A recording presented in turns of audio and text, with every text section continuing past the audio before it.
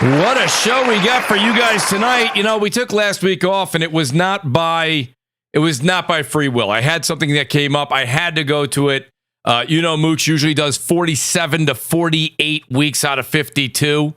Guys, let me know how the audio is, by the way. But what a night we have tonight for you guys. State of play discussion. We're going to talk a little about what happened last week with the Microsoft layoffs. We're going to discuss that a little bit. We've even got discussions of a dedicated handheld rumor there. We've got Suicide Squad review for you guys. And the late breaking news, we're going to talk a little bit of Hi-Fi Rush and where you might be playing that in the very, very near future. Maybe shocking to some of you guys who are tuning in late breaking. But this is going to be a great show. Very excited. As you guys can see, I already have an amazing panel that's here. We've got another 3 or 4 gentlemen joining us as the hour continues. Maybe even as the next 10 minutes goes on, we'll see a few people jump in here. I did a poll because I wanted to see what the audience thinks. I'm going to let it run for a while, at least till we get to the end of the subject, and then I'll see what the audience said as far as yesterday's state of play. But guys, please take a second and hit that like button. Go ahead and hit that subscribe button. It's amazing. You take 1 week off, and it's my fault. I actually had a lot of stuff recorded to do a video, and I didn't get to it. So I apologize in advance. I do have an announcement to make when the great J-Dub gets here. We're going to do a little extra footage next week for you guys on the channel. You guys are going to enjoy that. But before we do that, I want to say a few minutes here. I got to take a few minutes to say thank you to everybody. You guys all reaching out. Mooch, we missed you last Thursday. Needed the show. Want the show. Of course, the show is here for you guys. Show would be nothing without this amazing audience that's here and these panel members that show up every week. But if you would look right above that outstanding description right there is the join button. And that join button helps me and this channel continue to grow by becoming a Mooch Maniac family member. So it means the world to me, and I just want to shout these individuals out one by one as we wait for some more of the panel members to show up. The great JudaZuk, WoolleyGamer, who was here earlier. Shout out to Wooly. MumbleRanting Gaming, Tyson Web 509, TrueWiddy, Alphonso Carter, BRAP, who's joining us soon. Damion, the great Jimmy Harrison, who I was talking to. He's getting Helldivers too. I'm getting Helldivers too. Absolutely, the great Jimmy Harrison. Andy Hart, Red Hood 420, who's going to be joining us second half of the show. Ham Solo, Rob Jones, Night Ripper 7, Toto Dope, Thumbs, JC 2013, he's here, I see him. Passive Prophet, Lord Metroid, who's been going back and forth with me all pre-show. Rabbit got the gun, Fastbender, shout out to Arch War Angel.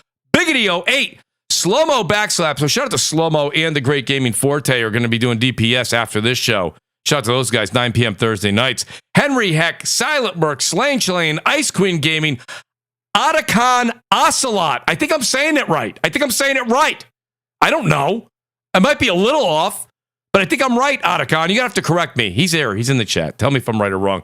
Our major Mooch Maniacs, RPG88, Christian the Bad Gamer, 4-Star General, Truth Serum, your boy Roy, Scolari Brothers, DC Gaming, Miko, Jay Bari, and Gaming with Persona. They are going to go live Saturday morning, 11 a.m. Eastern Time with What's Up PlayStation. That's how I start my Saturdays. I recommend that's how you guys start yours. The great Tactical Gamer, Danelle Brown, that guy Smitty, Brian B, a.k.a. Delirium Blades, and our VIP Mooch Maniacs, Raji, Domino Zero, the Wise Old Gamer, and our honorable mentions. I think they're out there without food, water, or toilet. Come home.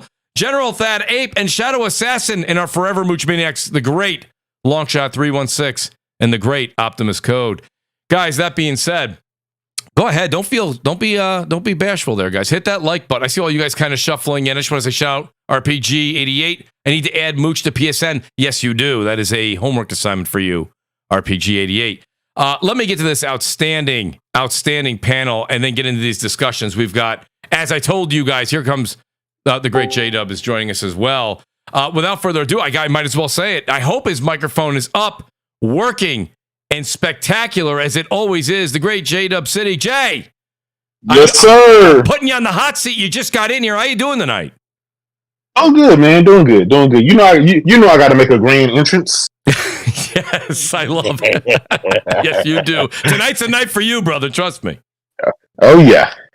So, Jay, glad you could be here with us, buddy. Perfect timing, as usual. We've got a great panel showing up. We got 2 or 3 guys coming afterwards. The great Mr. Badbit is here as well. Mr. Badbit, there's periods of time throughout the week, and we were talking about it before the show, where there could be a little negativity when it gets into gaming.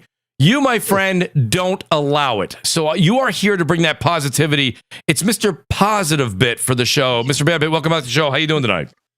Gaming's dead, guys. We had a good run. You know, there was a couple of months where everything looked on the up and up, but you know, it's over. It is what it is. It's over. Yeah, that's all right. We had a good run, guys. It was nice. Pat ourselves on the back. It was nice. Well, you know what, Mr. Babbitt? Tonight's goal is to make sure that you're enjoying 2024 games list. That's what we're going to do tonight for you. All right? I hope. Absolutely. Believe me, it'll happen. It'll happen. I'm happy to be here. I'm glad to be here. I'm excited to talk about some games because you know what? We got to see quite a few this week. So yes, we did. I'm excited to talk. Absolutely, buddy. Can't wait to get into it. The great Craig, the tech guy. You guys know him. The Messiah of Xbox, as others call him. Craig, welcome back to the show, buddy. I know you just did a show before the show, which I tip my cap to you. That is not an easy thing to do. But let me say, welcome back, and I am very excited to hear what you're going to give State of Play and the games that we're going to list off in a moment's grades. How you doing tonight? Oh, I'm doing well, man, and thanks for the invite. Great panel, great show. Nothing to do with me, but it's a great show. Oh, stop. And I do appreciate the invite. And yeah, I did a Thunder Thursday. Just talked about some stuff, kind of like what Mr. Positive Bit here is talking about. Just enjoying the gaming. So enjoy State of Play as well. But yeah, great panel, great topics. I'll be here for a little while. Then I got to go throw my clothes in the dryer. All right, Yeah, listen. Let's get it on. As long as you're here, that's all that matters. I want to say a shout out to the great Tactical Gamer who's a Mooch Maniac family member. He says, it's 0100 hours here. I'm from the field and ready for some CrossFire that won't hurt me. Absolutely. Shout out to Tactical. Tactical, thanks for what you do for our country, man. Appreciate you always. I talk to him behind the scenes quite often. So shout out to Tactical Gamer. Tactical, looking forward to running through some Helldivers with you the minute you get back in the States, brother. The great TCMF is with us as well. TC, I don't know how you do it, man. You've absolutely blown up on YouTube. Your Twitter, now known as X, is just, I hope to God you're getting paid for those tweets because I don't know how you get 800 likes in less than 2 hours. But TC, if you'll ever share your magic, tonight's the night with the great Mooch. TC, welcome back to the show, buddy. How you doing tonight? I'm doing good. I assume you're talking about the portable post earlier. You were talking about that, right? Portable post. When you say, do you mean the PlayStation Portal? No, you're like your post getting 800 likes in 2 hours. Oh no, no, you must be mistaken, TC. All of your tweets get 800 likes. It's not one. So I don't know. I think you're cutting yourself short. Everything's good. State of Play was amazing in my eyes. I'm just chilling right now, and I'm excited to get into the show. All right, well, TC, get ready, buddy, because you're going to be coming up in a second here. I'm going to start with the great J-Dub City. We haven't had Jay on in a bit here. Jay, listen, this may be your time to shine. Jay, State of Play. Let's start with State of Play because it is the hot topic right now, and there's more than just did you like it or what's the grade you gave it. I mean, games were revealed. You know, I thought that it was an outstanding list of games. Of course, not all of them are PlayStation exclusive, but I'll just run through a quick list here just to refresh, not that you need it. Helldivers 2, Stellar Blade, the Sonic the Hedgehog, I believe it was Generations. I'm calling this game Triple Z. I don't know what they're actually going to say. Dave the Diver, V Rising, which was massive on PC. Looks like it's going to become the PS5. I'm not saying it won't go to other consoles after, but it looks like PS5 may be getting a bit of exclusive time with it. I'm not sure. Silent Hill 2, we got the short message, which was like this PT-like kind of demo that they threw at us live, just a stage drop. Silent Hill 2, we saw Judas, which we're going to get into Judas. We're going to have a whole discussion on that, guys, because you guys know I'm a big Ken Levine fan, and he's the creator of BioShock, and this is his next baby, and I can't wait for Judas. Metro Awakening VR, which when I saw it, looked as close as it's going to get to like a Half-Life Alyx as far as we have right now on the PSVR 2. Yeah. I know it's going to be on other platforms. Legendary Tales, Dragon's Dogma 2, Rise of the Ronin, Until Dawn getting a PS5 upgrade, if you will, Jay, but not just a PS5 upgrade. This speaks a lot to the developers that are working for PlayStation right now that are making this. Death Stranding 2, of course, and the new Kojima IP. Jay, what did you think when you hear that list right there? That seemed to be a little bit more than I thought we would have got last night. Oh, Mooch, if I tell you, man, listen, those games, that's what I like. That's what I like to hear. We saw a lot of AAA quality, graphically demanding type games, and that's what I'm all about. And here's the thing. I would consider this PlayStation's C list. We haven't even got to their B and their A list, right? We haven't even got to the big stuff. They're just, I mean, they're loading us up this year with all of these games. It's crazy. Plus, we got another state of play next week. I'll be honest, 2024 is shaping up to be a really, really big year. And I think I was shocked the most at Death Stranding 2. Obviously, the graphics on that game and just the fact that they showed us, what was it, like 8 minutes of actual gameplay. Yep. I mean, it's Kojima. Come to find out, we got a brand new Metal Gear type espionage game coming specifically for, obviously probably PS5 or PS6 that he's working on. That was a shocker. But one thing that kind of really got me was Rise of Ronin. The first couple of showings of the game, I was on the fence about it. The graphics didn't really look, up to par, but the trailer that they showed, the gameplay they showed now, really fleshed out everything. They improved the graphics to be in the trailer and stuff like that. So it's definitely a day one for me. And it did its job. And it's a Team Ninja game. That's what they do. That's the type of games that they have. So they basically, this show was to clarify the games that I was sitting on the fence about. Yeah, it solidified them for me. And of course, we got some. We already know we got some new IPs. The multi-plat stuff, I don't really mind that stuff. I'll take it. It's marketed towards PlayStation.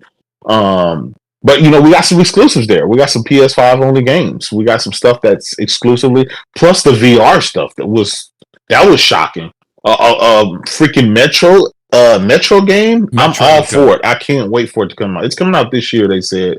So I'm day one. I wish list all of those games. By the way, if you guys have PS5, turn your PS5 on. Go on the taskbar. Go to there's a little section and it says State of Play. Click on it. It'll show you all the games that they showed you yesterday. Oh, that's good to see. So yeah, okay, you can wish list those games, and a lot of them you can pre-order as well. But I gave it a 10 out of 10. It gave me what I expected and more. And see, here's the thing. They could have just showed me Death Stranding and Silent Hill 2, and I think I would have been okay. But the fact that they showed me 15 plus games, in these games, again, when it comes to PlayStation, is synonymous with graphics, audio, and gameplay. Something that's pushing the power of the PS5. It looks next generation, it plays next generation or current generation. Mm-hmm. That's what I'm looking for. I'm not looking for the Sea of Thieves stuff. I'm not. Of course, we got the foam stars and stuff like that. I'm not saying that you can't have that. I'm not saying you can't have that stuff, but you gotta show the power of the console. And they had a lot of games that they got games that showed us the power of the freaking PSVR 2. So I'm all for it, man. It did it for me. It did it. It was way better than some of their previous offerings, and I'll give them that. Well, so Mr. Badbit, Jay, you hit on a couple of key points that I know a lot of people on the net have been kind of talking about for the past 24 hours. And the reason I go to Badbit here is I just want to get a different spin on it because Jay said it. Okay. Jay said basically, let's just say you thought that it was a B show, a grade of a B. Yeah. This wasn't even their big first party. So we have a 2024 that's starting out with Final Fantasy Rebirth. Okay, then you're going to be moving. These may not be in particular order, but then you have Rise of the Ronin. Then you have Stellar Blade. I mean, then they're giving you foam stars in the PS Plus package. Mr. Badbit, overall, I'm one of these old school gamers. I'm still of that Nintendo Sega console war generation, okay? When a game comes out, Mr. Badbit, and it is legitimately only going to be on certain console, in this case, we're talking PlayStation. This goes for Xbox, goes for Switch as well. If a game is only going to be on that one said console, it's exclusive to that. And to me, it's a reason to own that particular piece of merchandise. That's why I have that console, right? So these things were exciting to me. People will say, well, Helldivers 2, that's not a first party. This is not a first. Silent Hill 2, Konami's make. I don't care. Real talk. It's coming to PlayStation only and PC. 100%. 100%. Like for me, when people are like, where's the first party? Where's the first party? I understand the antsiness. I understand, right. I get it. We want to see what Naughty Dog's cooking. I get it. At the same exact time, we actually mentioned this on the trophy room this week, which is, listen, if I can't get Rise of Ronin on my Xbox, I can't get Rise of Ronin on PC, Stellar Blade, same, right? Those might as well be first party. The way that PlayStation talks about, and Herman Hulse has gone on record of like, if you're a part of XDev, that means we give you the same type of attention and quality that we give to our first party games. Your first, those games are practically first party to me. So when people are like, oh, where's like I think the complaint is like, where's Naughty Dog? Where's Bend? Like, those games are coming, and those games are usually held for the big showcases. So for me, I wanted to see the roadmap, and they did a partial job on that one, where we know what is going to be on PlayStation from here until May, right? And at that point, we can then start asking the questions of, what does your, late game 2024 look like? And then hopefully PlayStation has some answers with that showcase. And that's really like what I wanted from them. I'm the type of guy that I give this a good solid BB plus. I thought it was a really great show. I think it's one of the best state of plays, and truth be told, better than the showcase last year. Because the way I look at things is, if you're showing me 15 games and I'm going to be purchasing a third of those games on day one, you had a really great show. Yeah. If you could walk away with one game that you're going to buy and 3 games that you're intrigued by, that's a big win. So, to me, it's not like every game spoke to me. I'd be lying to tell you Film Stars spoke to me. But like, there are games there, or Sonic and what is it, Shadow Generations. Like, there are games that didn't speak to me there, but at the same exact time, I've been on the Rise of Ronin hype for since it was first shown off. Like, Team Ninja's saying they want to have their answer to like an Assassin's Creed. Awesome. Let me see what that looks like. I understand some of the criticisms, like graphically with that game. We kind of go into deep on that on the trophy room, so I won't repeat myself here. But like, to me, graphic fidelity isn't everything. So as long as the game plays really well, that's what matters to me the most. Yes. Graphic fidelity don't matter to me until it matters to me. And then that's where I look at something like Death Stranding and go, Kojima, what are you doing? Well, like, even trying to describe the game, you kind of crack good up luck. Because of how good luck describing that game. Exactly. It is nonsense, but it's the best type of nonsense. So it's like, it gave me the whole swath of what I want to expect, or what I want from any type of showcase. Show me a game that it's all about the gameplay. Show me the game that's going to be this narrative focused thing. Show a multiplayer shooter that I'm going to be, interested in. And they did. I think this lineup was incredibly diverse, and there is arguably something for everyone. I think some of the big hitters that we won't recognize until they're out is like Rising V and Dave the Diver. Those are really important to get on your stage, because those were 2 really big games on their respected platform. I think Rising had 1 million downloads in their first month as an indie game.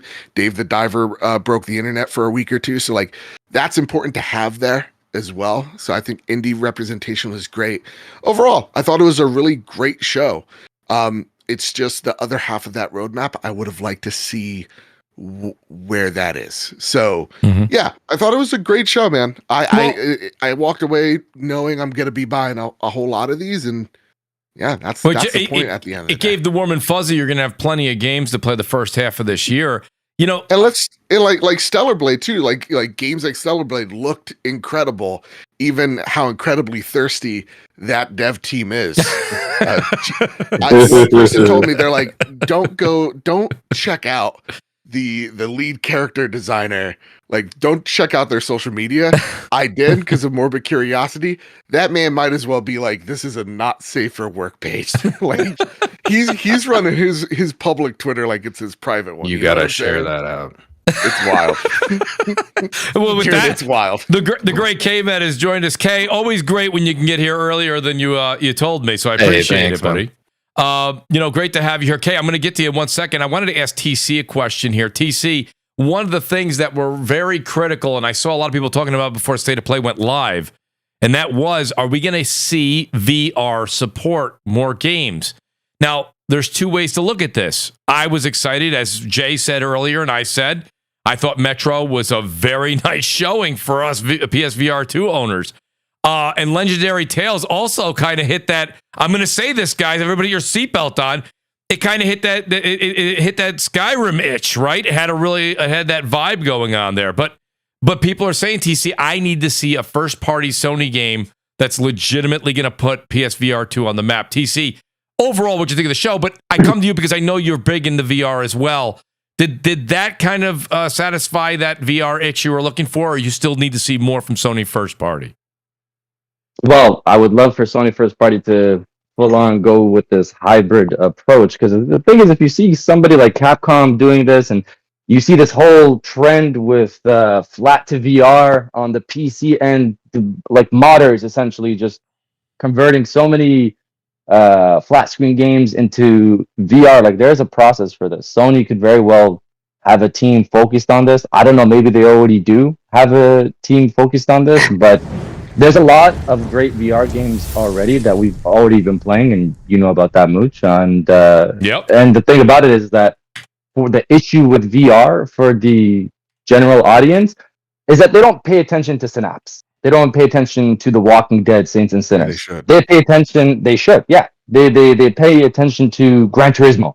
They pay attention to Resident Evil 4. So those are the flat games that, become VR. So I genuinely hope that there's some type of push to just convert whatever games they have working from first party, because there's a disgusting amount of first party games in the works that we have not seen at all. So I hope some of them are in the works, especially because like PlayStation London, they made Blood and Truth, and Fire Sprite, they made The Persistence. Those are two first-party studios that have made VR titles. Yep. So it's like their first-party studios have experience, and we already know, based off the Bungie conversation, and we knew that before, that the studios share knowledge and information. So I wouldn't be surprised. And Fire Sprite converted their VR game into a flat-screen game. You have a studio that literally did what Capcom has done, internal in Sony. So I hope they just convert. That's the biggest hurdle for VR. Metro, when I heard about that, I'm a Metro fan. I played 2033 Last Light twice, and I enjoyed Exodus as well. So when I heard a Metro game was coming, I felt for the people that don't play VR, because it would suck to have a new entry in the Metro franchise, especially considering this is canon and it's a prequel to 2033. Yeah. That's insane to have that to be a VR. I love VR. You guys already know that. But that's, as a Metro fan, that sucks for Metro fans to have a game that's a with prequel. a $500 barrier. Yeah, like put the money to the side. It's like people don't. I know people. I hope people get into VR more often, more so. But there are people who just want to play their flat screen games. So I was hoping this would be a hybrid. Now, if considering that it's coming to PC, I wouldn't be surprised if somebody converts this to a flat screen game somehow and gets that to work for people who are Metro fans, just to see what the story is and just to play through the story. So they have the prequel, because this is kind of like God. Imagine if God of War Ascension was a VR only game, and you're a God of War fan, and you're like, what the hell? Yeah. Why is God of War Ascension a VR only game? I know people shout on God of War Ascension. I loved it personally, but it's still a prequel to the franchise. So it's like that type of thing. But putting that to the side, the trailer looked amazing. I was shocked at how good it looked in terms of how close it looks to a Metro game, like in terms of visuals. I thought it was well. Again, listen, everybody in the chat that's listening later in the panel. I thought it was the closest thing we saw. I wouldn't say it's Half-Life Alyx. It really gave me those vibes, especially those first few seconds where they were actually showing the gun and the gunplay with it. I was like, okay, this is something I can really wrap my mind around. This is what I've been waiting for, to play something with that kind of dark theme, but with that realistic feel to the shooting mechanism. And I hope that's what it is. Have you played any of the Metro games? I played them. Yeah, as far as I got to be honest with you. You guys know this. I've said it on the show for years. TC, you might fall out of your chair here. I'm not a big Metro fan, but when it comes to VR, that's a different experience. I would play a lot of games that I probably wouldn't want to sit down and play a 40-hour game of. But that I'm more for the immersion and for how that they really really dedicate themselves to the gunplay and the VR experience. Like that's the thing for me. So does the Metro story? You know me, I'm a post-apocalyptic junkie. I'll play anything that's like that. Heck, I'm buying Rick Grimes. I'm buying Rick Grimes next week in Call of Duty. That's how obsessed I am. That's the problem I have. But I mean, that's a me problem. But I think when it comes down to it, I was just excited to see that quality of game coming out for PSVR 2. Hopefully first half of this year. I mean, I won't hold my breath, but I hope so. Honestly, the first half of the year is just disgustingly stacked as a PlayStation fan. So it is. I'm not in a rush. I'll play it, obviously. You're like, come out in May or June, please. Just give me just a bit of time because April's like Stellar Blade, and actually, I don't know what's after. I don't think there's anything after April.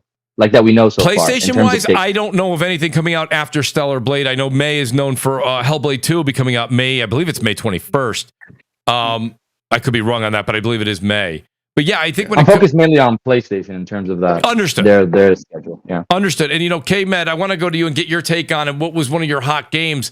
And I kind of want to rant a little bit about Silent Hill 2, because we haven't discussed it yet. A lot of people are giving Silent Hill 2 a lot of slack. We were talking before the show started.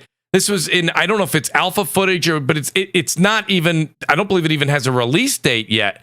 So my point being is that people I just wanted to chime into that. I posted about that yesterday during the show. How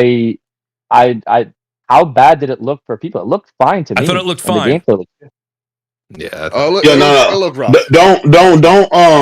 I know a lot of people was confusing the first that first Silent Hill game. That's a whole separate game. That's a demo that they got out right now on the PS5.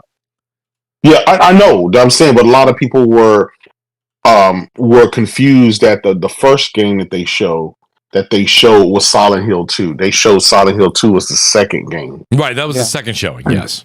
Yeah. But people were saying it was stiff gameplay, this and that. Yet at the same time, Resident Evil 2 remake got glorious applause. People were lighting matches and stomping their feet. I thought this game played even a little better than that. And this is Bloober Team. And for me, Bloober Team's got... I'm going to push back on that, guys. Mr. Bad, but that's fine. It's Crossfire, but you have to agree with me. My point is, I just think that for a team like Bloober Team, which I think has to prove a lot, by the way, they have a lot to prove. I thought it looked pretty good from what we saw, and it seems the game is still a ways out. Yeah, okay. All right, I'm not a Silent Hill guy, so, I gotta stress that. I'm not a Silent Hill guy either. Bro. Yeah, you got your Resident Evil guys, and then you got your Silent. It was always like that back in the PS1 days and the PS2 days. It was always like that. I can understand why Resident Evil 1. So the thing with Silent Hill that did not look great was all of the animations. So like when it came to like whacking certain enemies, like one of the nurses coming at you, the animations looked kind of janky.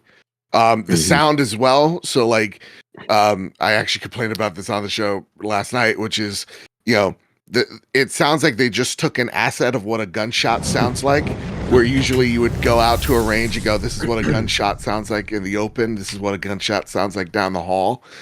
So there was just like some weird assets used, both sound. But that's kind of like. But your sound over YouTube, that's stuff that can be fit. That could definitely be fixed. It's just I think Bloober Team's reputation is rather mixed, so I think that's why a lot of people are on edge. Now, as I say, like, that looks rough. I wouldn't have put that trailer out, but it has time to improve, and if they get the feedback from the audience, which from what I see from the Silent Hill fans, they're not happy with it either. Maybe they go back to the drawing board and on some certain things of like, okay, guys, the animations, on level 2 don't look great. That type of stuff. I'm watching the trailer right now. I'm so confused. Like I'm not. Yeah, it looks good to me. I don't. Did you watch it? Because I'm like, did you watch it back in 4K? Because I mean, it looks like Resident Evil. It looks like Resident Evil. Yo, do you have your glasses? If you like Resident, listen, I'll go. I'll watch it right now. Let me. I kind of agree with Joe too. Like it's like that. Like the melee beating, it's there, and the shooting, it's there. I'm not sure. Yeah. I'm watching it. I'm watching it now. What do you think? What do you think, Kay? Kay, what do you think? And I'm not a Silent Hill guy. I'm more of a Resident Evil guy. If you want to, if that helps. Silent Hill 2 is old. I mean, it's just like Resident Evil 2. Like, how much more do they keep in mind? Keep in mind those characters in Silent Hill, like the nurses.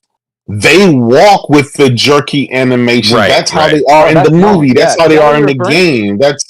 That's literally Silent Hill. That's no. I know. I'm just explaining. I don't know. I'm gonna be honest. It looked great to me. Again, but I mean, I don't know. I got a wish list and no, like the jankiness in terms of like the fidgeting. I don't think that's what Mr. Badbit was going on. No, I think he was talking about like stiff animations. The games have always been kind of stiff, and maybe games like The Last of Us have kind of pampered us into thinking that that's how games are all going to be. You ain't getting that. Right. Bloober Team hasn't come out with anything over like a 75 Metacritic. I mean, I don't know what the expectations here are, but a lot of the guys love the medium when it came. The thing about it, remember that was a launch title for Xbox. A lot of guys love that game. They bragged about it. It was their goatee. So all of a sudden now Bloober Team is you're gonna get some of that. The thing about it is like people paint 75 as a negative thing. Like there's a lot of amazing games that are 75 is a good score. That's a buy. I'm loving Suicide Squad. It's a 75. No, when it comes to Silent Hill, it's also like the expectations were brought in with. So like the expectations of like, oh, what. Like K-Med, what you were saying earlier, like maybe The Last of Us remakes or remasters, whatever you were going to call them, pampered us a little bit. It's like, what is this going against in our mind's eye? It's going against the Resident Evil 2s, the RE4 remakes. Like Capcom has done such a stellar job, and so when we hear Silent Hill 2 remake, we're thinking, oh, okay, it's going to be like Resident Evil 2. Remake. And you're right, maybe the studio isn't as proficient as like Capcom's team that does. I mean, they just took on the IP, right? I mean, they're brand new to it. So, I'm confused right now. I'm looking at Resident Evil 2 gameplay just to refresh myself because I'm checking my own. It looks like what I. It literally looks like Resident Evil 2. Very similar. It's very similar, and I think that some of the criticism. Don't get me wrong, the game is still early. It's a ways off, so the criticism's fine. I don't think anything that anyone says here, Mr. Babbitt, what you're saying, it's not that you're not wrong by no stretch of the imagination. I just think that when we're comparing it to the two, and I ask a lot of people, go look at this footage and then go look at Resident Evil 2. You may say, well, geez, Mooch, I did that, and Resident Evil 2 looks better. That's fine. We're a year out, right? We're probably a year out, okay. Yeah. Oh, it's 2024. It's launching in 2024. Okay. It's launching this year. It's releasing this year. Okay. So later this year. On the trailer. Yeah, so it'll probably be the fall sometime, I'm assuming. It better be Halloween, like the September or October. Be a good time. That will make sense. Yeah, that'll make sense. Around Halloween because it's a scare type of game. Plus, I heard they're working on a new movie. Yeah. So, yeah. Astro Cyberg says Resident Evil 2 remake looks miles better. I don't know about miles. I would agree. I think it looks better right now, but we're still a ways out. I mean, listen, like I said, remember though, Astro, I'm sure you were pom-pomming the medium. So, I mean, this is a situation where I agree with you in a sense where I'll go as far as to say Bloober Team has a lot to prove. I'm not going to sit here. On the Bloober Team aspect, they got a lot to prove. All agree. We're not all saying it's going to be an amazing game. Like we gotta wait for that. Absolutely. So, Kay, what'd you think of the show, though? Kay, overall, anything you take away from it? I was discussing it on Twitter, and 7.5, 8. My only disappointment, honestly, I liked the showings. I didn't like the fact that they were being shown, without dates. Like that always gets me. That's something that's disappointed me on the Xbox side, right? So I had to keep that same energy when I don't see dates, right? I don't know when these are going to come out. Am I hyping myself too early, right? Are these projects? And Sony's got a great track record for these things. So, maybe my score is a little low, but I liked some of the showings. Most of these games on the list have dates. Yeah, I'm about to say Most of them do. did have dates. Yeah. Most of them do, but I mean, their showcase piece, like Death Stranding 2, looked amazing. But do we have when's that come, right? Oh, next I thought year. Stellar Blade was great. 2025, or you mean like exact date? 2025 doesn't really matter. We already know it's next year. Right. Anything next year like dampens my excitement instantly. But That's better than watching Spider-Man 2's trailer. And it's 2023. That one hurts. that's true.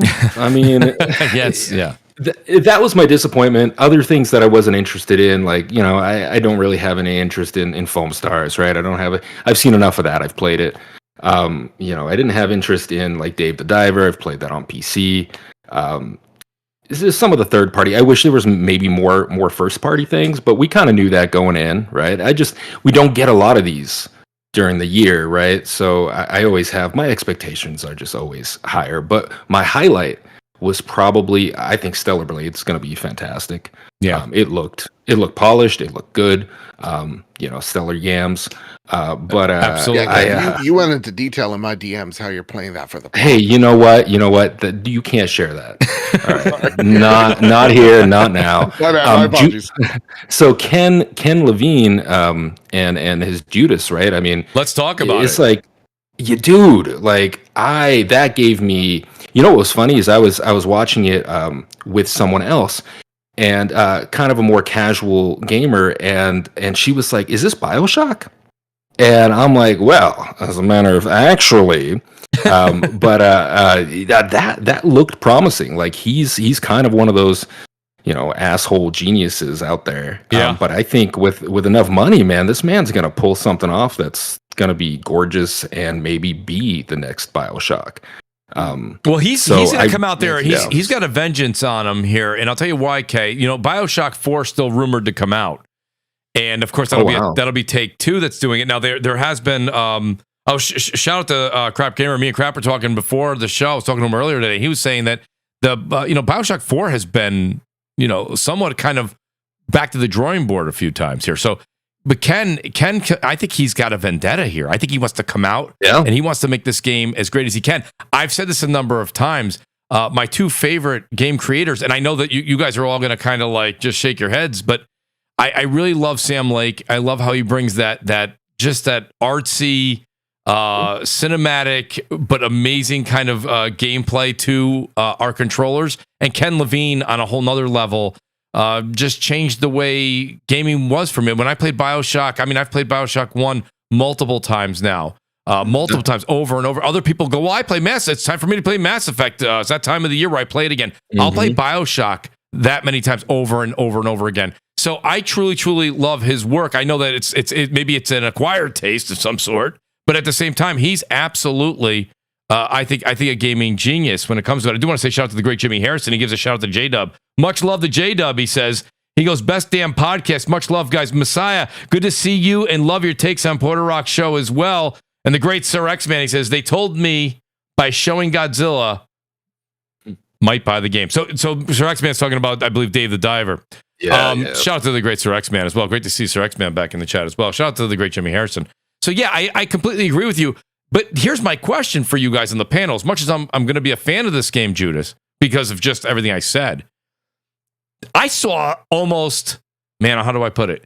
Too many similarities to BioShock. It was, it was BioShock. There was the plasmids on one hand, the weapon in the other. I mean, is Ken still making this a little too close for comfort when you're trying to divert into a new IP? Yes. Yeah, I a little concerned.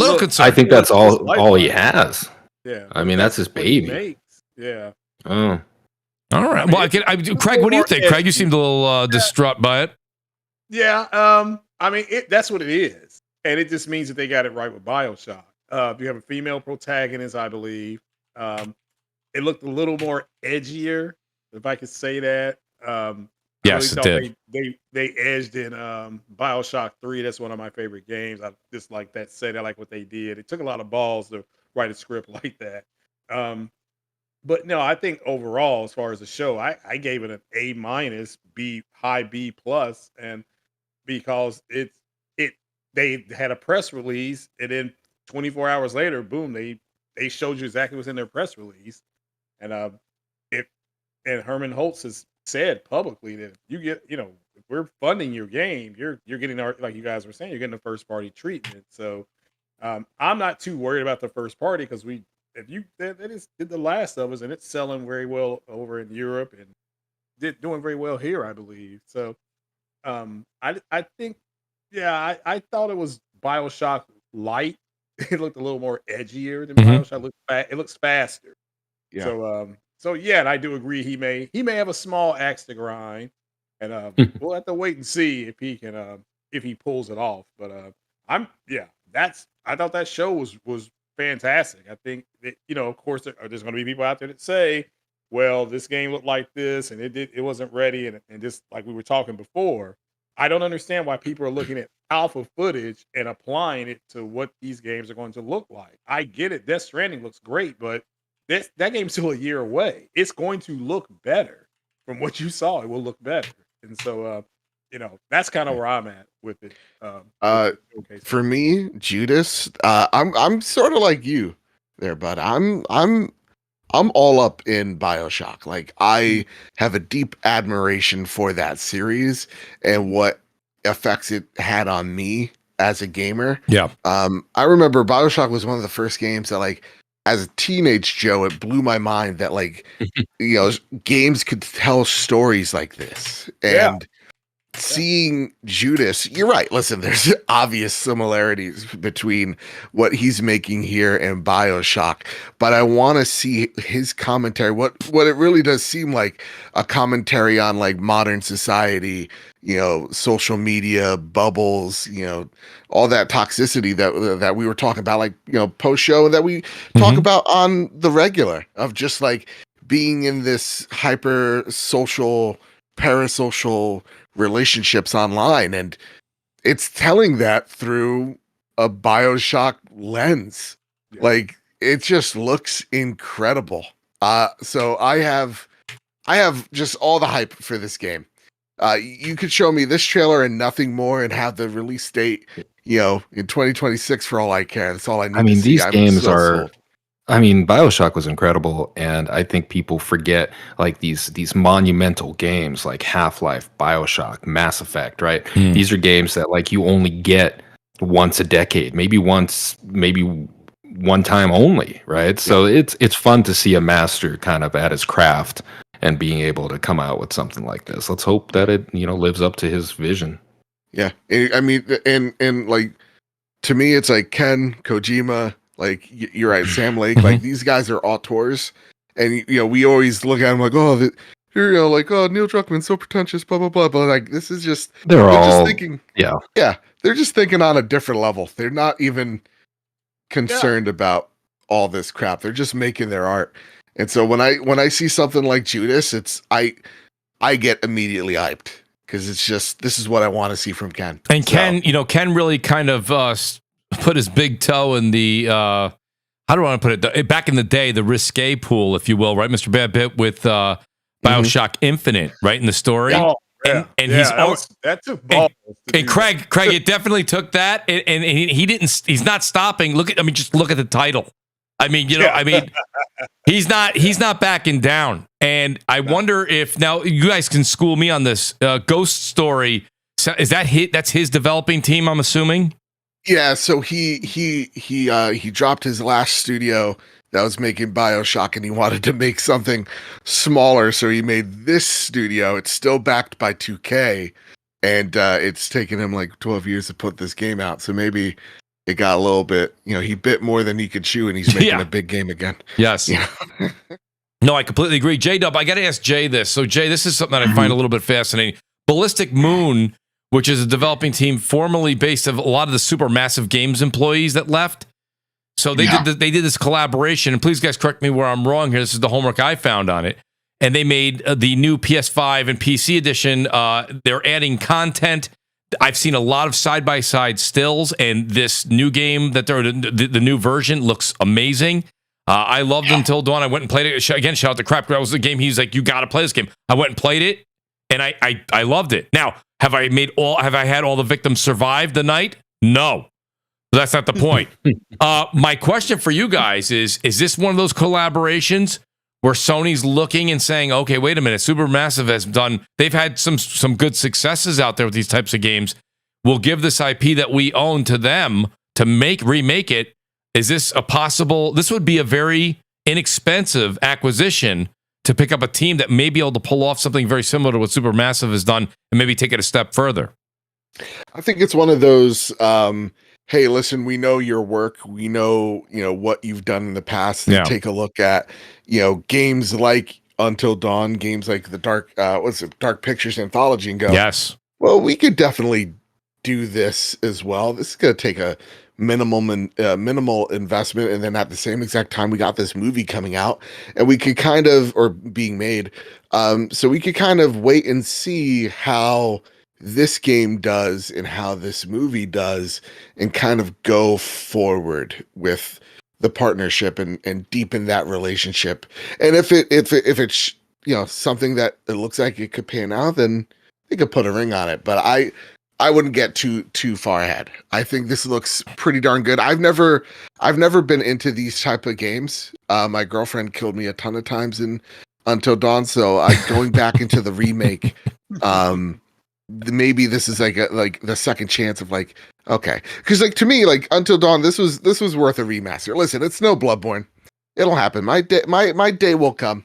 All right, my little baby boy, I'll see him all remastered, remade, and in 60 frames. But until absolutely. Then, this is one I can actually see, because I legitimately played this in November, and I was like, oh, this game's kind of fuzzy and ugly. So 10 more years ago. Yeah. So to me, this made sense as a remake remaster. So yeah, I'm all in on this. I'm excited. See, the reason I stick to my guns on my question, and I'll ask the great J-Dub City, Jay, the reason I asked this question to you is nobody asked for Until Dawn to be remade, right? Nobody asked for this extra content. Everyone enjoyed the game. They maybe wanted to see Until Dawn 2. This almost seemed like a test to say, if you can do this, they did it with Blue Point, right? When they said, hey, can you take our IP and Demon Souls? And now they acquired them after that, shortly thereafter, after they see the successes of the product. So is that a case? Because Mr. Babbitt's right. If you really want to get to an IP that they own and remake it and make money, it's more of a Bloodborne than an Until Dawn. So is this a test, Jay? Do you think that the Ballistic Moon might be something that they acquire? Again, it would be, I would assume, on the inexpensive side. Yeah, I mean, I could definitely see them doing the acquisition of this size. See, you got to step back and look at the overall theme of what Sony's been doing when it comes to some of these games.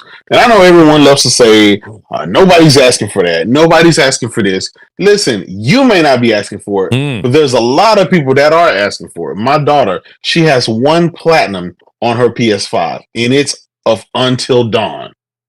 Her and her friends, that's their game, right? And she's not even a gamer like that. Right, so that's her stuff. She plays these type of games.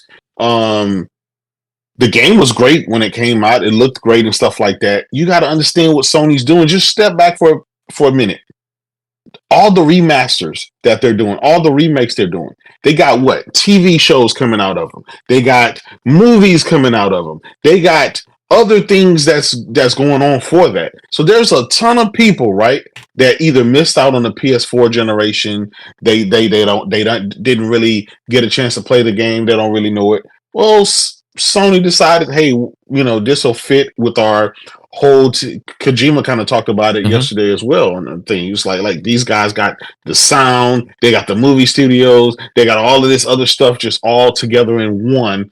And why not have your video game, your movie, your music studios, and all that stuff collaborating? You got the Twisted Metal TV show, the Last of Us TV show. You got the God of War, I think, series coming out. You got the Ghost of Tsushima movie that's being made. You got Uncharted, right? That's going on. You got your Spider-Man stuff going on. There is so much stuff that Sony's doing with its gaming IPs.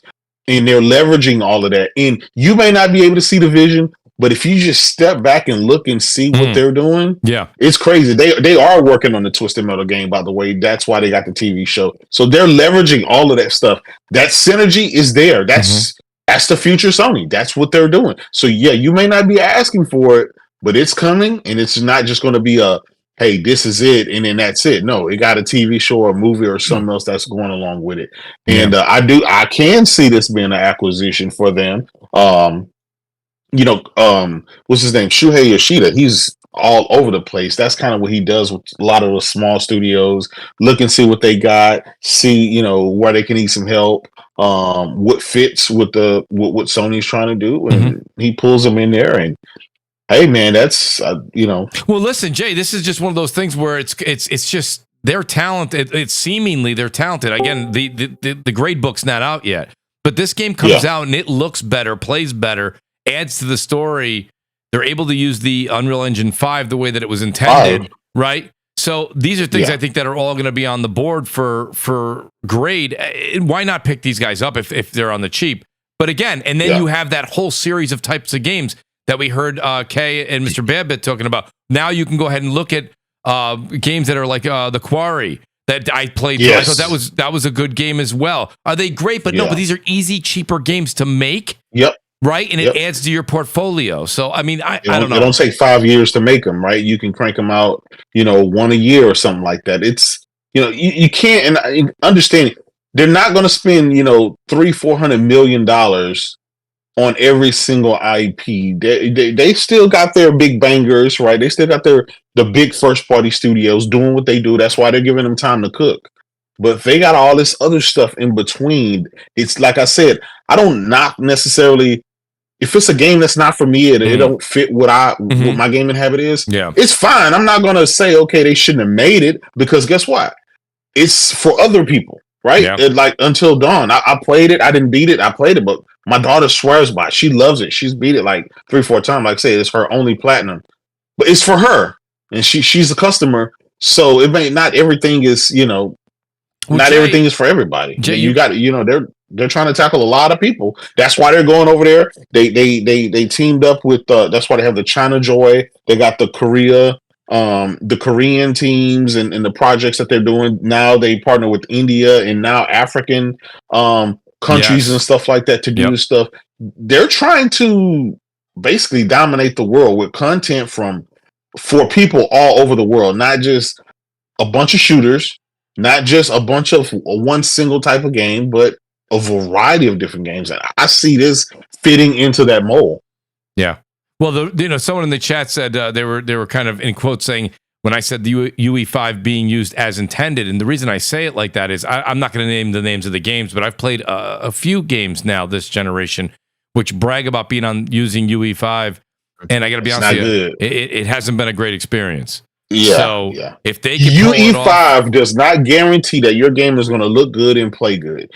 All it gives you, it's just a tool set, guys. I know everybody loves to think, oh, this game on UE5, so it's going to look like blah blah blah.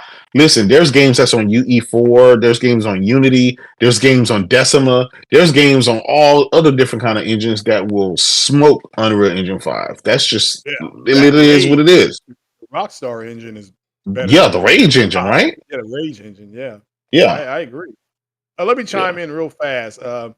I think it would be a good pickup because I think Sony dropped the ball by not buying David Cage's studio. I thought that was a mistake because they're the only ones who were making games like that. So if they can put a decent dev team together and then this works out, I think, and I beat this game in 2014. I think there were 8 of them and I got 6 of them out. It's like the other game that they were at the camp and they're getting attacked by werewolves. I got almost all of them out, Not all of them out, but I think I lost 2 of them as well. But that just seems they probably deserved it. They had it coming. But I think it would be a solid pickup only because they don't have people. They don't have a studio that makes games like that. And you have to remember, Until Dawn had a very young and precocious man named Rami Malek who has gone on to win an Oscar. Yes, he has. So that's going to be fun to just see. I don't plan on buying it, but because I assume it's going to be the same game, and I would still let the same 2 people die.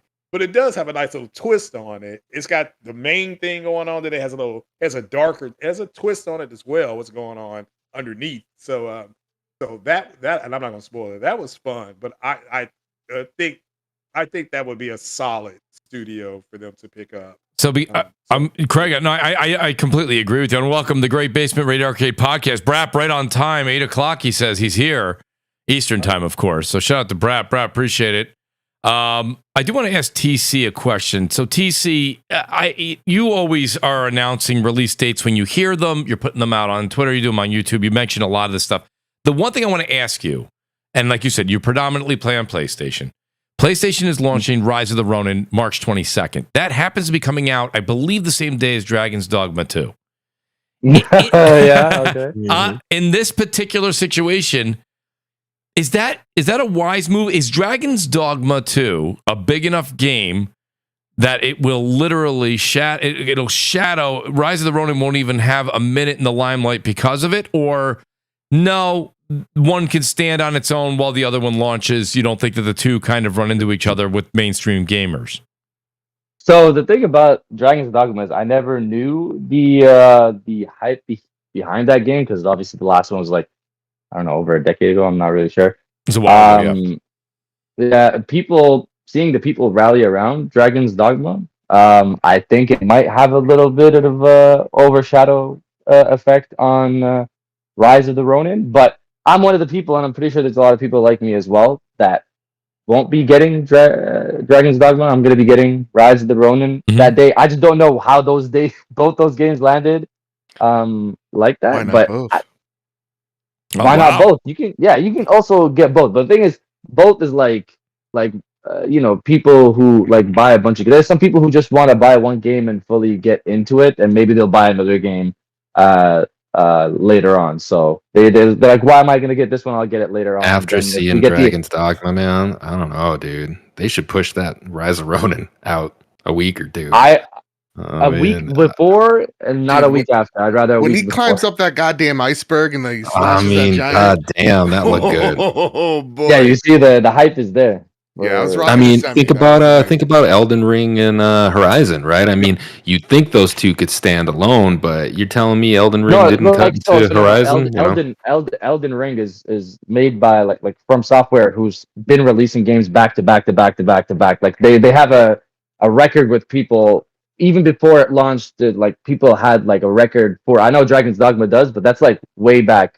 For Elden Ring, it was you could clearly tell what was about to happen. But Horizon Forbidden West still sold well, so I honestly got to go with K here. And TC, you made a great argument. And I'm seeing the audience right now is kind of split. Of course, one camp is definitely saying it's going to get crushed. Dragon's Dogma 2. The only rumor that's out there that kind of I think is going to hurt it. Is it? There's a rumor lingering, and guys, 30 FPS. The 30 FPS is that something that's on console? They're saying it may be a 30 FPS game. Yeah, it's 30 FPS it on is, console. BRAP? All consoles, yeah. Wow, that's gonna. In my opinion, that's like I've kind of gotten more and more. Like there's games that I don't mind playing at 30 FPS. Like maybe a Last of Us type thing, but even at Last of Us Remake, I played that at 60 or the unlocked setup they had there. Same here. Yeah, and for Rise of Ronin, I think it has a performance mode as well. That's why Dragon's Dogma doesn't necessarily look like if Horizon Forbidden West could be 60 FPS. What's the reason? Is that like for release they can't make it? Maybe they come out with a patch or. I love the 40 FPS kind of compromise. I wish they'd just do that.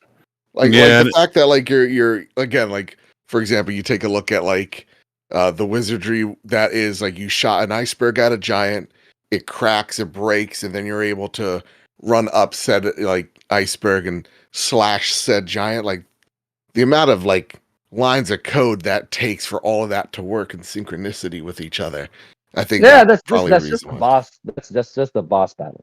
That's just the boss battle. That's not really something. Is that a boss? Like, do we see like a mini boss? A mini boss. Yeah. Because the one thing about those games that a lot of people love about them is not just like the pawn system themselves, but being able to interact with the environment. Not simply like you could see it, you can go to it. But like the one example that I always shoot for is like You see an ogre resting on a perch. Well, you just shoot a spell against a mountain, and it causes an avalanche, and it goes and kills that ogre, and you don't have to think about him. You don't have to even engage him like you typically would. So I think Is that a Dragon's like Dogma 2 thing? I'm assuming you're saying? that's from what I've been told. That's just the original Dragon's Dogma.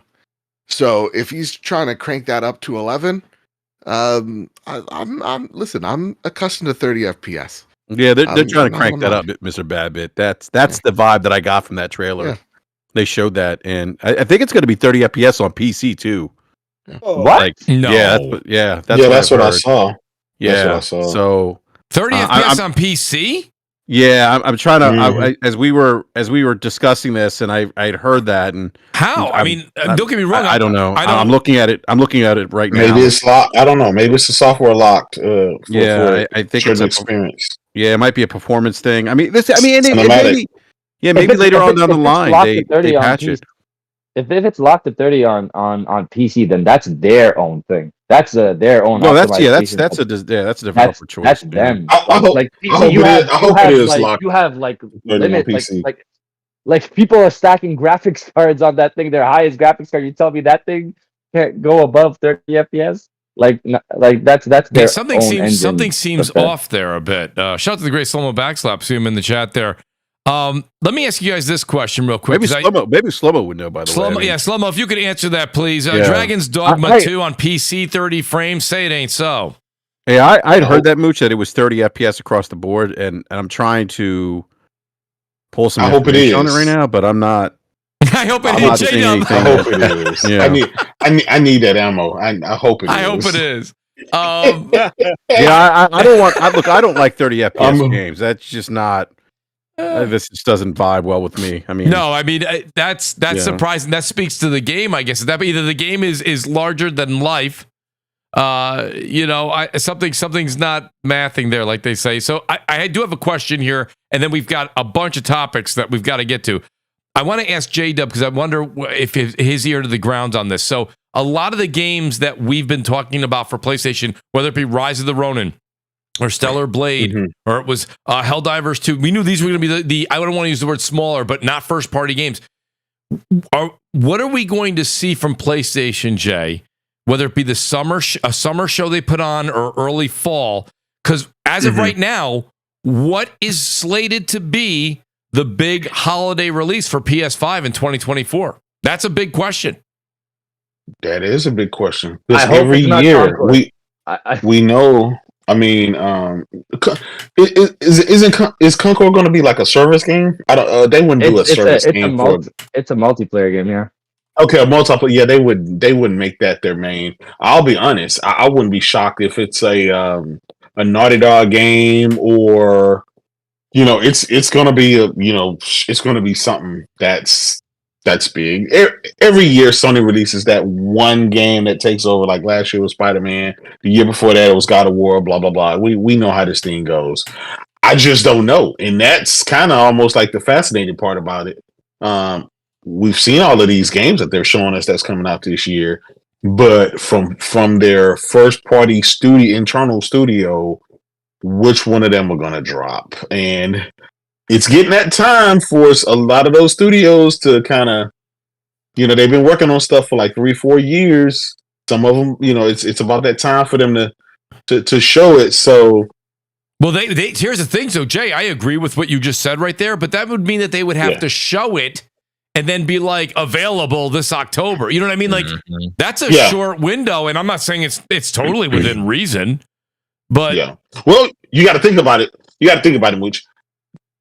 At this point, there's no competition. There's no standard that they have to go by to say that, hey, we got to show it this and we got to give it 12 months to. There's no rule that says that. I mean, they dropped wasn't it Ghost of Tsushima, The Last of Us, and some other big game, all in the same year around almost the same time. Like, you never know with Sony. You just literally never know. We've been hearing rumblings of different things and stuff like that, but nothing's just concrete because they're keeping their cards close to their chest. I don't know. Rumor has it we got the PS5 Pro coming this year. That's right. And they may try to use one of those games to highlight and showcase. I don't know. Again, take it with a grain of salt, but that's just what's with the in the rumor mills that's out there. I don't know. But I don't honestly, Mooch, I have no idea. I'm seeing people obviously in the chat. Bloodborne 2. Well, naturally, Kay. Naturally. Naturally. Come on. I see people saying it's happening. People I are got saying the summoning circle ready, guys. Yeah. He's got his candles out. Loud enough, goddammit. We People gotta are- make some noise. people in the You chat know, are that's saying that's what's frustrating for me. Like they're going to give us Until Dawn, and we get no Bloodborne. Come on. Well, yeah, that's what we were talking about, Brap. That's if they want. Yeah. I really think the Until Dawn It was thing Bloodborne. is to really test out Ballistic Moon and see how good they are for possible acquisition. I'm seeing people in the chat saying House Marquee. No way. They're in the midst of Well, building Mooch, their new studio. I don't see that you're- coming out. You know, Ballistic Moon is comprised of former Supermassive Games employees. Yeah, absolutely. Yeah, we'll talk about it. Oh, Yeah. okay, you guys talked about it. Yeah. I wasn't here. Okay. No, it's okay. That's all right. So I just think that the other thing I'll just point out, and I know that a lot of you guys, this might excite some people in the audience, maybe not others, but Sony and Nintendo still do the traditional, if it's not broke, don't fix it. If they have to, like J-Dub just said, they may have something in the works with a third-party timed exclusive that is very big for this holiday that coincides and works very well with the PS5 Pro. That would be something if their first party's not ready that I could see they do. And for all you shrugging your shoulders out there saying, "Oh, there it goes again, not first party." You can go ahead and say that. I'm not saying you're wrong for thinking that, but in all honesty, that is a strategy that has worked time and time again, depending on the title, of course. Depending on the title. You go get yourself exclusive, whatever, smaller type of game or a game that's not really resonating that well, like an Assassin's Creed exclusivity, pass. But I mean, if you get something big and who knows what's coming down the pipeline, maybe that'll be something. But it is odd that we are going to be going into, right? We know what's going right up until May. We don't know what's going to be happening this fall. And I know a lot of people on the Xbox camp have been saying that's one of Sony's downfalls. It kind of is, but it all depends on what they do this summer / early fall and what kind of deals they have going on behind the scenes. There's deals that are going on with third party, whether it be third party timed exclusive or third party deals being hired, basically, double A games like Rise of the Ronin and certain things like Silent Hill 2 and doing these deals behind the scenes and having exclusivity. That seems to be what they're doing to fill these gaps. Whoa. I don't think that's a bad thing necessarily. Go ahead, Jay. I mean, think about it. It's just January. Today's the 1st of February, right? So we got both Microsoft and Sony put out an event in January, right? The first day of the first month of the year. Guys, we still got 11 months to figure what the end of the year is going to be. I'm pretty sure they're not just going to stop here and say, hey, that's it. I mean, we got more shows coming. Matter of fact, we got another show next week. We just don't know. And so we can all speculate. But while, like you said, Mooch, a lot of the Xbox guys say that, well, Sony is always light on the back end of the year and heavy on the front. Well, and it's kind of like the reverse. Microsoft generally, give you nothing in the beginning of the year, during the year, and then they'll try to drop a game, Forza or something like that at the end, right, to try to capture the holiday marketing crowd. And you could see again for them, if they don't think it's broke, they're not fixing it. They are giving us Hellblade in May, but then it looks like they're going to go heavy on the fall. But you have nothing until the end. Yeah, right, you'll have Avowed and you'll have Indiana Jones, right? Come the fall. So shout out to Darkborn. He says, what if they try to do a Concord in the fall and launch a second-party game like Silent Hill 2 as the big holiday game? Hell, he said even KOTOR Remake could be it. I think KOTOR Remake is, if it's still a thing and they say it is, that's down the road. I think KOTOR's out. It's nowhere near. Yeah. And I'm sorry, we said it earlier, as much as even if you're a Silent Hill 2 mega fan, it's not big enough. Yeah, you don't walk into the fall with your chest out with Silent Hill 2 as your big console seller. It doesn't work that way. Exactly. I'll agree, Mooch. But I would say, it's just they've been working on stuff for so long now. You think so you're thinking which one of their studios, which one of their studios would drop something? I mean, right? We're looking at a Ghost of Tsushima 2, whatever Naughty Dog 2 games they're working on. Corey Barlog has been working on stuff that he's been teasing, but he's being mum about. He won't say. man, like you got freaking you got you got all of these studios, these first party studios that I got. wouldn't be You listen, surprised. Like it would Bend shock me. Studio, It would, PlayStation London, Fire Sprite Yeah. has multiple games. Yeah, it wouldn't shock me if we wouldn't get another freaking Insomniac game this year. You know, Insomniac, those Nah, you gotta dudes give 'em a crank break. out games. Y'all gotta give him a break. Actually, Yeah, I'm just saying those guys So- they'll drop a Venom Where's DLC that on Sunset you. Overdrive You just remaster? never know. That's true. You Yeah, shout out to you know. Hell Silver, Hell Take Silver. I think I'm saying it wrong. He says that, Bend has been on Twitter Yeah, quite a Bend. bit saying we're cooking, and these guys Oh are yeah, at the beginning of the year. yeah. So Yeah. there may be something coming big from Bend. That's a good point as well. I do want to switch over. We outstanding discussions on State of Play, but this was something that happened last week, and we won't spend too much time on it. But there was one particular thing, and I know, Jay, you've got probably enough receipts and tweets to kind of keep the show going until midnight at least. Microsoft's layoffs that hit last week and throughout this week, even on smaller scales. I believe this one was some of the esports stuff. But Yeah. we were told that this is going to be great for all the developers. A lot of this is business as usual. When there's redundancy, there's going to be layoffs. I understand all that. The one person, and it's only one person out of all these, the 1,900 layoffs, that just strikes me as unusual is Mikey Barra's absence again. Yeah. The reason I say this is I'm a big fan of Mike's. Mike was on CrossFire, many years ago. Mike's a very talented individual, and you don't have to believe me. Look at his resume and look at what Blizzard offered the man. Okay, you don't get that kind of position because you're okay. Exactly. And Mike left Xbox. I'm not even going to shadow. I have no idea why. But then the minute this acquisition and the paper and the ink was dry, he's gone again. And yeah, they fired him. Yeah, that's the word on the street, So that what I'm saying to you guys on the panel is, I would, if I was acquiring a Blizzard, I would want to keep Mikey Barra. So I'm just wondering, and you guys don't have to focus on Mike. You guys can focus on, a lot of people that lost their positions. And then you're seeing these changes that are going on with Call of Duty, a lot of layoffs in certain teams. So the heads of the studios, heads of the studios are leaving. Some are leaving. Some have been let go. All of the teams. Yeah. So I guess my question, and Jay, you want to start? You can, but I'm interested to hear. I know K-Med's chimed in on a lot of this too with Twitter and BRAP as well. Craig too. What do you think, Jay, when you see this happening right after the deal is done? See, Mooch, here's the problem, right? And I get people going to fall back on that's business as usual, and these are just the janitors and the double janitors and the cooks. But let's face it, some of the people are leaving are the heads of the freaking Call of Duty studio. These are big names, people that are heads of Treyarch, heads of Sledgehammer. These are some pretty big names.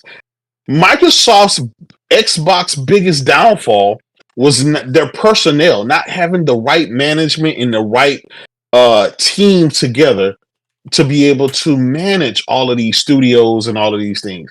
So that was Microsoft's number one issue that they had to fix. It's like, you keep buying all of this stuff, but who the hell are going to manage all of these teams? And then now they buy Activision Blizzard. They got all of these teams, and you're laying off a lot of these key people. And then Mikey Barra, the guy who's supposed to manage it all, he's gone. My thing is, okay, now that these guys are gone, will Call of Duty be the Call of Duty that we love and that we play every time? Or is it going to go? And now I think that was everyone's biggest fear. Microsoft issue was a management issue. Now you've gotten rid of the Activision Blizzard management was in the Blizzard management, which was to me as a gamer, one of the core pieces that you needed to keep. Matter of fact, you should have got rid of a lot of the Microsoft people and a lot of the old Xbox staff and got these people, because clearly Activision Blizzard people knew how to make good quality games. They knew how to rake in the money. They know how to keep the services going. They know how to drop, it's just, and now you're starting to see a lot of Call of Duty people, and you see some of the people who used to work there, they're they get emotional. They start spilling the beans and the tea and stuff like that. Yeah. You start seeing exactly how they were just distraught about what's going on and how they were promised this and they were promised that. And you can say what you want, but my thing is, if you have $70 billion to spend on an acquisition and you just became the world's richest company, why you couldn't pony up an additional $4 or $5 billion to retain a lot of that staff until things settle? The ink hadn't dried on the pen, Mooch, before the key people of the at least All those give people- us a Xbox Studios game logo on a fucking Call of Duty game before you start laying off these people. Now, I'm worried about the next Call of Duty and the Call of Duty after that. And the Diablo, how's the life of that game going to be now, right? Overwatch, like, how is that going to be? What's going on with that? Some of the game, we got canceled games that came out of this. They were working on some stuff that got canceled. So it's a lot of stuff going on here. And I just honestly don't think Microsoft, I don't think Phil, Matt Booty, Sarah Bond, or any of those guys that's in charge right now, I just don't think that they're qualified to manage this abundant of talent that they have across the whole portfolio. It's they really didn't know how to manage Halo, Gears, and Forza, right? Look how Halo came out. Look how the last Forza came out. I'm hoping and praying that they don't touch Gears. Please leave that game alone. The hands-off approach thing, I've been saying this for years, BRAP. You've been here. I said the hands-off approach thing I don't think really works. And what's really ironic, BRAP, because I know you've been following this quite closely, is a lot of the top executives for Activision with stock options. When this deal went through, they got paid, they got richer, they moved on. And now a lot of people that were the hardworking people that were working, they're now the ones that have lost some of their jobs. And I just find that's the interesting part. Well, I mean, I think that's kind of part of the course. But right, I understand. I don't know if I agree with Jay with many. I don't know if he said studio heads or key figures. I know there were some people like associate community managers, like a lead, like a senior QA person lost their team. I saw some senior developers. I don't know if like key people left or got fired from some of these studios to support. Founder of Blizzard. Well, yeah, I mean, the CEO or I forget whatever his name was. Yeah, he's gone. But I'll say this, Enrique, they listen. You may not think that they're key people, but clearly, if they have been successful within the last 10 years of keeping that Call of Duty and Overwatch and all those games that they have cranking out, those are key people. I mean. If what's his name, the guy that grabbed his money and left, the guy that was the head of Activision Blizzard, Bobby Kotick, right? Yeah. If Bobby Kotick saw to have those key people in, no, I know that. I'm just saying, if he saw fit to have them in place where they're raking in the dough and they got the number one game in the world and some of the second and third best services type games in the world to keep that thing afloat and keep it cranking out and printing money, and now you go and gut it, then I just don't trust. I trust Bobby Kotick business skills when it comes to making a great game product than I do Phil Spencer and other people at Microsoft, because I've seen what they did with Halo. I've seen what they did with Forza. I've seen what I'm saying. So it's like, keep the people over here that knows what the hell they're doing. And if you're going to lighten the load, lighten some of the people who made freaking Redfall and Bleeding Edge and all the other stuff that, you know what I'm saying? Yeah, let me just chime in real quick. So I've heard, and this is somebody who spoke to Mike Ibarra, and I won't name who it was because I don't know if he wants me to say his name, but I will say he is a panel member on a specific show that goes live Wednesday night at 9 p.m. He was told, and I'm not saying this is why Ibarra left Microsoft or Xbox, but he did say that Ibarra did tell him that he didn't really agree with the direction that Microsoft was pivoting to. Third party. Well, I mean, but again, I'm not saying that's the reason why. It could be. I'm telling you that's the. But Mike's been running away from Phil for years. And now, right? Okay, yeah. Yeah, he don't want the debt. He didn't want the debt to happen. He didn't want that debt blow to happen. If you were to ask me, in my opinion, if I think he left because he didn't want to work with that leadership, yeah, I would probably agree with that based on what I've been told and him leaving Xbox and him leaving, now leaving Blizzard. But what's going to be interesting is, to Jay's point, losing some of these QA folks, these developers, and we know Microsoft's they tend to use a lot of contractors. Yep. And so I would imagine that they're going to contract some of these positions out now.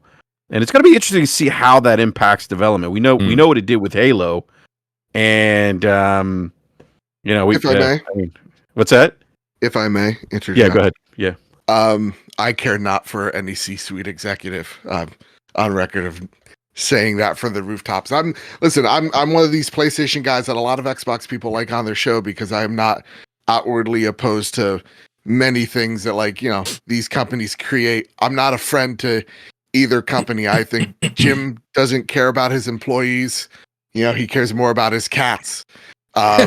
So when I hear about Phil Spencer being so great, so wonderful, and then you see what is a mass amount of layoffs, 1,900, it's brutal. You're seeing people going online going, dude, I don't know how I'm going to afford rent. I don't know how I'm going to afford to live here. I don't know how I could afford to move out of here. I'm seeing people going, I need my life-saving meds to survive. And I don't have healthcare. I don't have that. Yeah. Right? Well, you're seeing countless people being told that, being let go, having to ask Jason Schreier if they still have a job because they posted the news before the layoffs. Yeah. This is just such a heartless move. And some people tell me, Joe, keep that same energy. I do. The layoffs at Bungie, those executives are cowards. And the way that they will do anything to keep their bonuses rather than keep their employees is deplorable. Yeah. And it's awful. And it's just shit move. Right. Yep. So I say here, I understood there's going to be some blood in the water and there's going to be some redundancies. I begrudgingly understand that. The thing that I can't stand is seeing people's livelihoods being uprooted after months of being told things are going to get better. This vile piece of human trash that is Bobby Kotick is finally gone. So now we could maybe things are going to get better. And now you see Microsoft going, actually, we're going to lay off a third of your team. We're going to cancel your projects. We're going to fill your team with contract workers that you're going to have to teach and going to be, let go, X amount of months from now. So that's the thing that aggravates me about this all. It sucks. There's no way, there's no way of sugarcoating it. It's just awful. Yeah. The thing that I hope is that we can stop putting these executives on pedestals like they're better than just any of us. Well, it's, right? I bet Shu's a nice dude. I bet he's a wonderful human being. And in Shu we trust. All that inside jokes are fun and all, but when we go, oh my God, Phil Spencer, he's one of us. He plays Destiny too. It's actually, there's no fucking difference between Phil Spencer and Jim Ryan, other than one of them actually plays games and can hold a controller properly. Yeah. I hope we can move past this idea that, oh wow, this guy wears a blazer and underneath is a logo of my favorite game from the fucking 90s. He gets me. It's no. I hope we're done romanticizing these guys, because at the end of the day, they will just put good people on the chopping block so that their stock could go up, so that they could be evaluated as the richest company in the fucking world. That's what I'm tired of. We'll have people going out there and defending Phil and and there's nothing here to defend.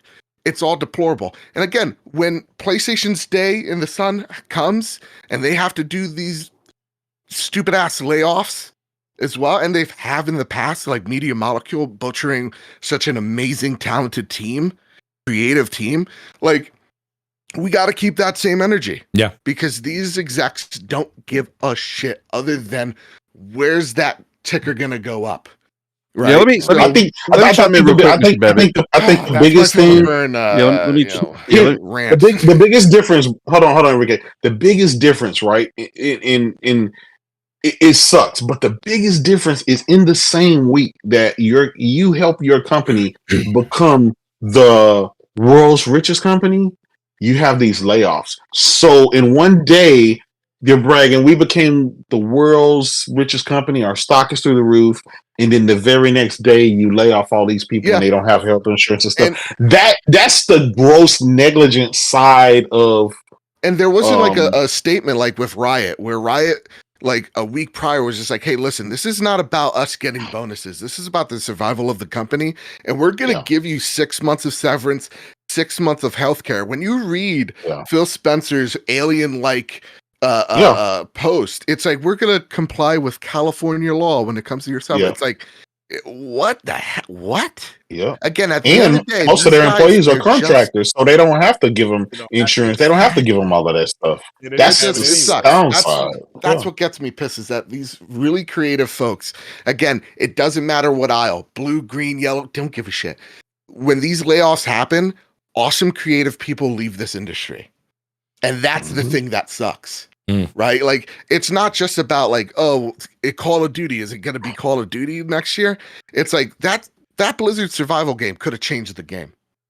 Right? Like, that could have been something. And in a world where Power World exists and it's the biggest thing since Pokemon, like, that could have been something huge, and we'll never know. And those people, not all of them are going to land back on their feet in this field.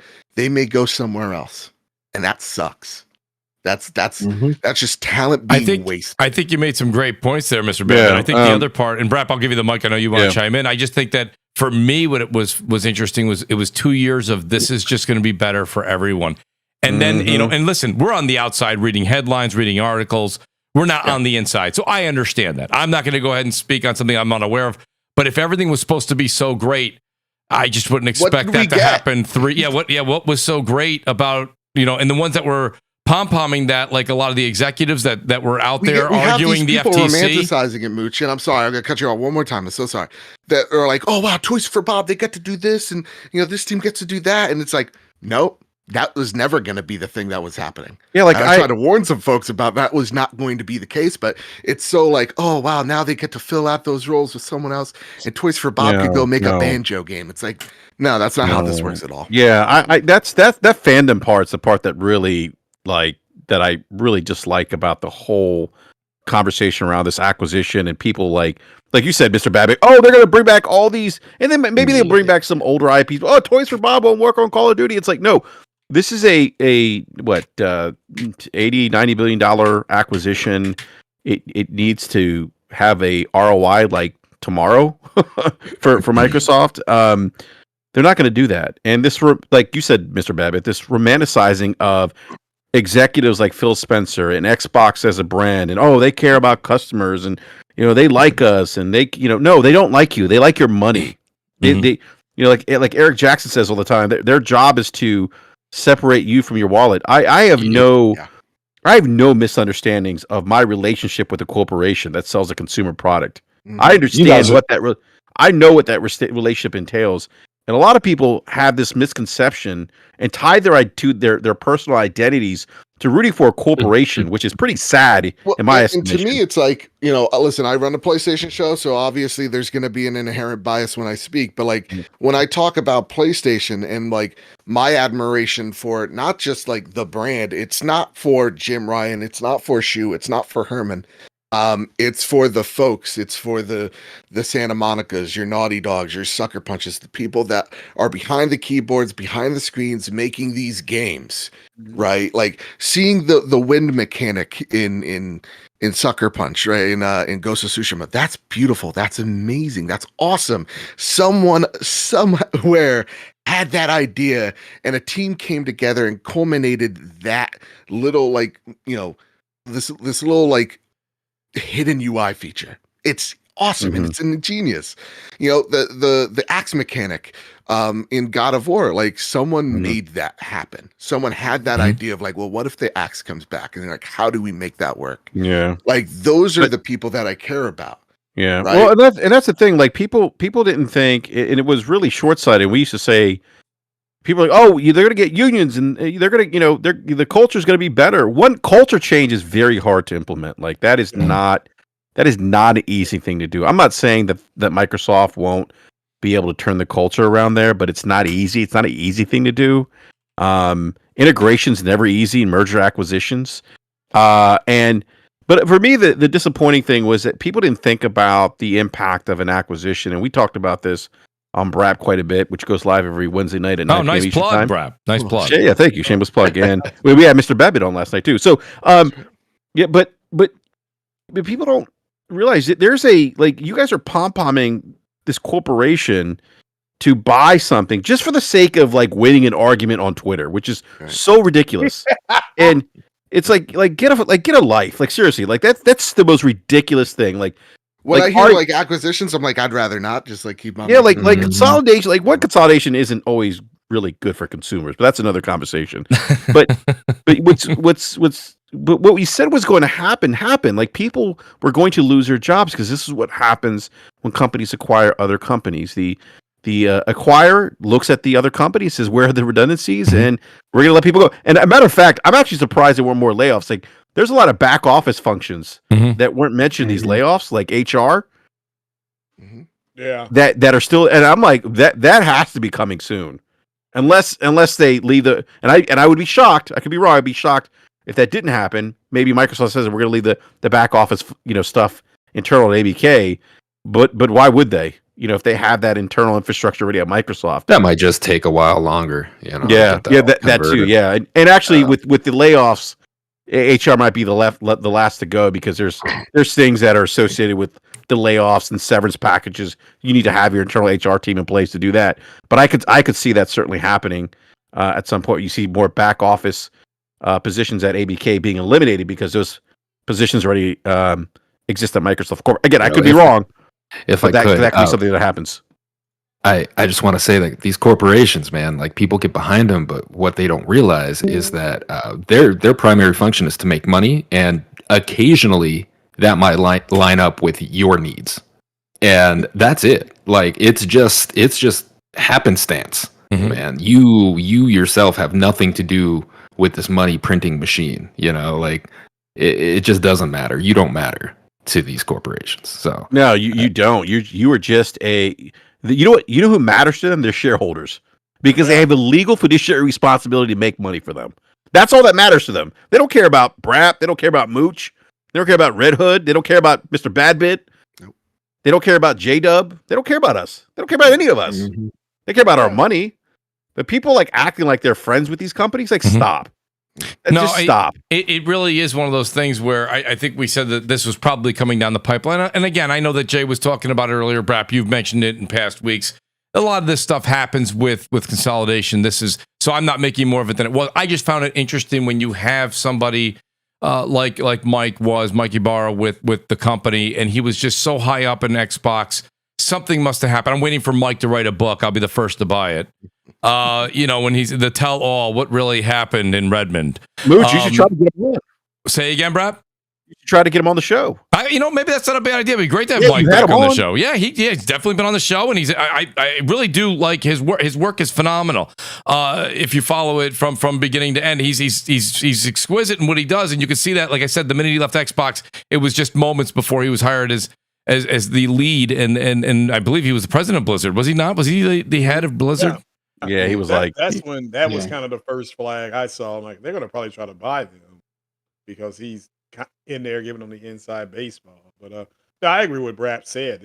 It sucks. There's no way to sugarcoat it. There's just, and everybody said it was gonna happen. And I love the you just want to win an argument on Twitter. You want to play Call of Duty on Game Pass. Everybody else has got to pay for it. Yeah. That's what this was. That's what this has been about. Keep in mind, Craig, I've been saying this too for a while. Even though it will eventually be going to Game Pass, whether it be this year or next. The point of the matter is you're still paying for it, and we don't know what they're going to do with their tiers. They've already divvied up Game Pass into multiple tiers. There may be a situation where top games, AAA games, start to go into the high tier. And if you have the lower tier, you get it later. Listen, Netflix and these other folks are doing it with commercials. Why would they do that, Mooch? They're doing it with commercials. Well, they want money, right? And listen. Yeah, exactly. They do that with Netflix right now. You want 4K? Pay me. You want 4K? Pay me. You want no ads? Pay me. You want less ads? Pay me. Now myself personally, with whatever subscription services I have, whether it be Netflix or Hulu, I have the cheapest one. I load me up with that. I grew up when a commercial was still I need okay. that 4K, bro. An arm and a leg. Red Hood, the great Red Hood is here. Yes, Red. What do you need? You need that 4K, no commercials, Red. No, not the commercials. Take out the commercial. Give me the 4K, max content, all that stuff. I'm literally, so I'm with you on the 4K, Red, but I don't mind ads, you know? And it's funny because the kids are always like, oh, no, not ads. Listen, when you're binging a TV show, I don't mind the ads popping up there so I can make some popcorn, use the restroom, make a drink, right?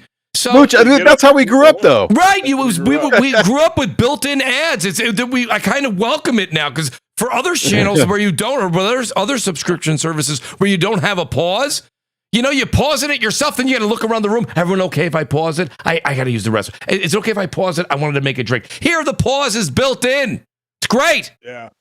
You really know great. What's going to end up happening, Mooch? You're going to see people complaining when they raise prices. I can't believe they did this. It's like, why can't you believe it? The prices are going up, guys. We went from $9.99. We're at $16 or $17.99. It'll be $19.99. It'll be eventually be $24.99, and then it'll be $29.99. You know, it is what it is. And but like you said, BRAP, I could sit here and say I'm not going to say they're the only ones that are doing it. They're all doing it. No, they're all doing it. PlayStation. Right. Netflix. I mean, they're all doing it. So because they can. Yeah, it really is what it is. But I have another couple of great subjects here. The great Red Hood is here too. Red, welcome to the show, buddy. Red, I'm going to need to call your employer and let them know about Thursday nights. We got to get you on the show more often. Shout out to the great Red Hood who's with us now. Old School Gamer also with a super chat. The super chats are working. It's a miracle. Feel free to help the Mooch. Something tells me Sony are saving their major first-party reveals for the summer showcase in order to have it coincide with the PS5 Pro reveal. Old School Gamer, you and J-Dub are on the same page. That's what Jay's thinking, too. Red, so listen, when there's smoke, there's fire. And we've got a couple of things here producing a lot of smoke. There's another rumor coming out now, and I think this is due to the PlayStation Portal doing well. I know our community doesn't want to give the Portal any flowers, but I think the Portal did quite well at the $199 price point. Now they're talking about there being a dedicated PlayStation handheld in development with AMD. My question to you, Red Hood, is kind of twofold. Do you believe it? First of all, do you believe this is being developed as we speak? Maybe coincide in a release with the PS5 Pro later this year. And secondly, do you think the market will accept it? Yeah, I think with Moore's Law, he's like pretty reputable and stuff like that. So in terms of handheld devices and stuff like that, they should have done it dedicated just because it's like you're having PS4 and PS5 and it being, going into having more compatible devices and stuff like that. So I can see like kids wanting, handheld devices and stuff like that for PlayStation. So, but overall though, yeah, I could see it. I don't like streaming stuff when it comes to game consoles and stuff like that. So having a portable device that plays your PlayStation 4 or 5 games is the right decision to go. And I think their PlayStation's looking at Steam Deck, Asus, and all these other handheld devices. Yeah. And they want a piece of the pie. Yeah. Mr. Babbitt, were you asking for this such device? I know that I don't do it nearly as much as you do, but honestly, I'm not going to kid you. When I get home, and you guys can see I'm kind of addicted, as you'll see my gameplay. I've been playing No Return on the Last of Us 2 remastered too much. I'll just sit there and jam out on my Portal while I'm hanging out in the kitchen. So my point with you, though, Mr. Babbitt, is do you think this is a device that the market... Because let's be honest, Red Hood made a point.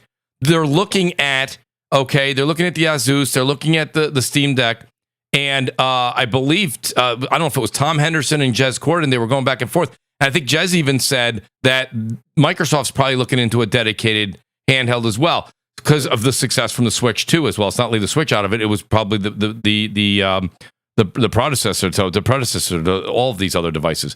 Is there a market for that? And it's going to be $300 to $500, Mr. Babbitt. Don't forget that. Keep that in mind. Yeah. Thank you. What I'll say is this. First and foremost, after this, I gotta go because I gotta go beat some people at Fantasy Critic. But wow, I am a huge PlayStation Portal believer. Over on the Trophy Room, a PlayStation podcast made by the players for the players. We talk about our infatuation with the Portal. And we feel like if you own a PlayStation Portal, you are officially a Portal pal, otherwise known as a PP. And us PPs, we stand strong, we stand hard, we stand firm. And our belief that mobile gaming is the key. Mr. Babbitt. He said, "What PP? His PP is hard and firm. Hard PP. What are we doing here? I don't know, Jay. I don't know. Twisted. Don't be This perverted. is a rated PG. Yeah, It's a but family show. you said firm, and Yeah, we're firm in our belief that the Portal is the PP is pause. firm and hard. Yeah, us PPs were firm, hard. Pause. In our stance. You know? And we may curve from time to time. We may play on our Mike, Wait, what you PP play? Mr. Babbitt's doubled down. He's doubling down right I'm now. doubling, I'm tripling goddamn down. You tell me, listen, Portal Never Pals knew you unite. liked the You know what I'm PP talking about. that That's much, right. man. That's right.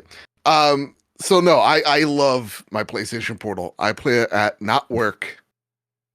At On home, my lunch Right, breaks, you right. know? Not work. Not work. I do all my work all the time, and I don't play my Make sure you PlayStation put that Portal in live between. on the air. It's a good point. Yeah, Mr. no, Babbitt. Yes. I'm a great worker, and but when I do play it not at work, I really enjoy my experience. It's like, listen, are there times where it like craps out a little bit here and there? Absolutely. But for the most part, I've been really pleasantly surprised of like how well this thing plays. So for me, when I heard like this rumor, I don't know how credible it is, but it may just be in the idea phase or stage at the moment. But I think it totally makes sense.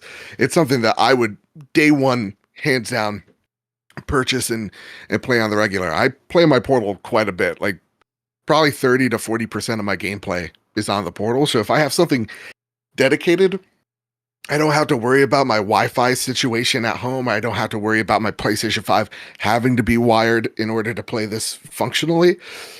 Yeah, no, this excites me. These are things that I want to see. I want to see PlayStation do weird shit like they did with the PS3, and that's why I want to see them continue here with the PlayStation Portal 2. I don't have a hashtag yet for it, but you know, it's coming. PlayStation Pals Unite. I like that. Real nice, Mr. Babbitt. Thank you. What a But real yeah, push there.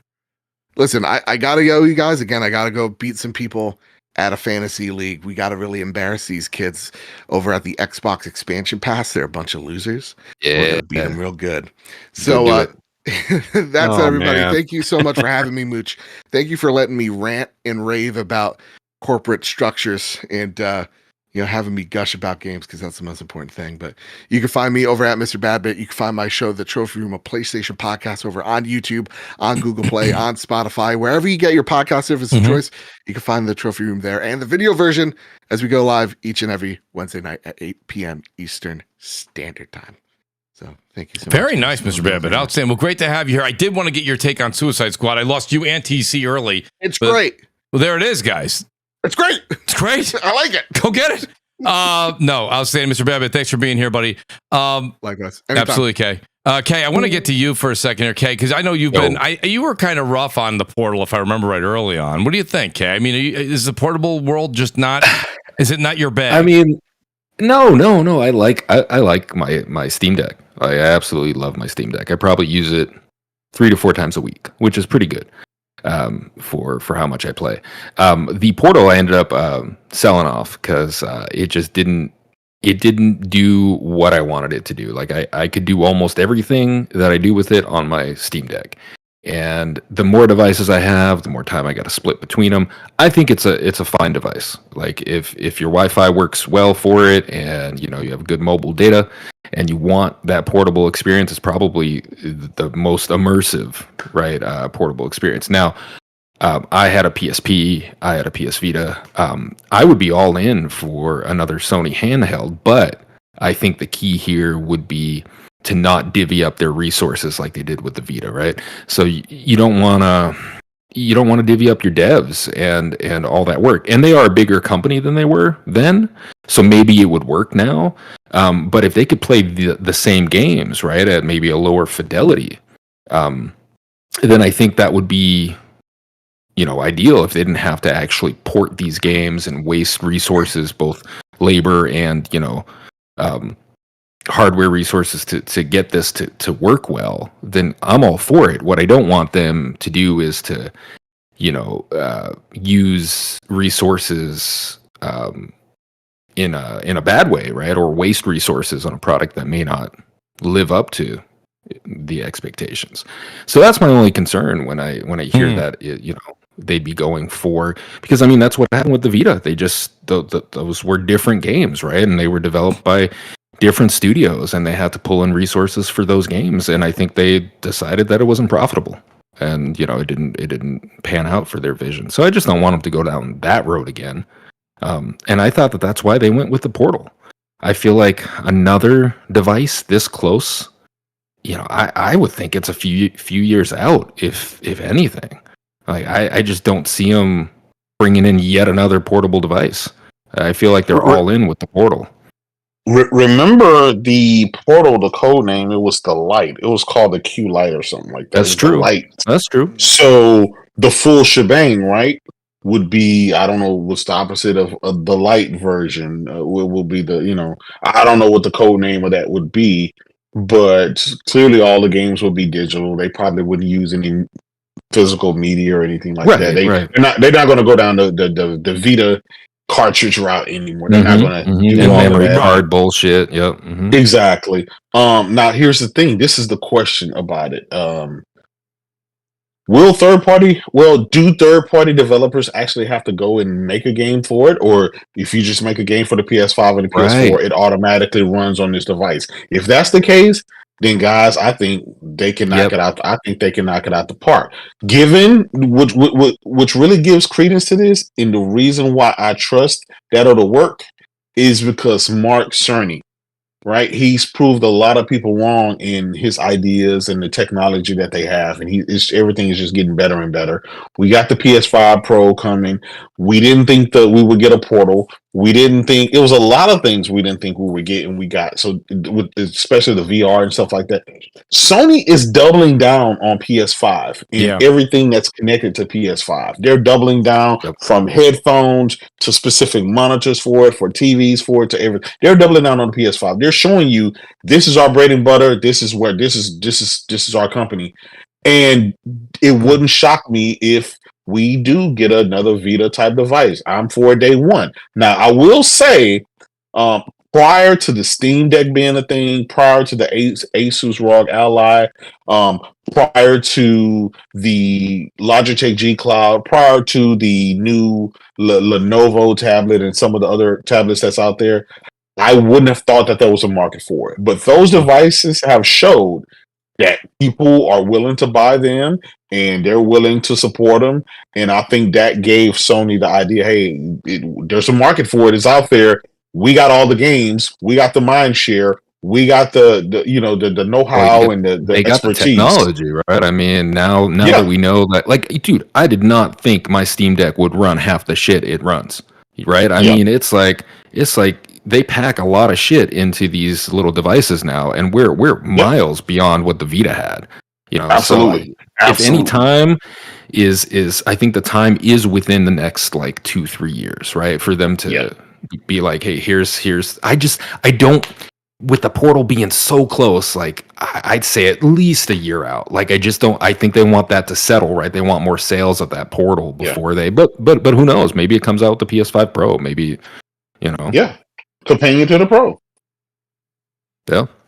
I honestly think that my thing with you guys, I'm thinking Kay made some good points with the diverting their attention and their resources, but I think when it comes down to it, at the end of the day, this is something right now that the world, the gaming world is kind of speaking to. The Steam Deck blew up, right? The Asus ROG Ally is doing well. The Switch 2, everyone can't wait. Even though Switch 2 is rumored to not even really be that much of a leap. It's a rumor. Maybe it will be. So at the end of the day, I think there's room for this. And Jay, you think they'll actually coincide the PS5 Pro with it? Can you see them both coming out? I can see that. Staggered? Will it be staggered? I can see that without a doubt. I can see Herman Holtz getting on that stage. I mean, for crying out loud, they're making a car, right?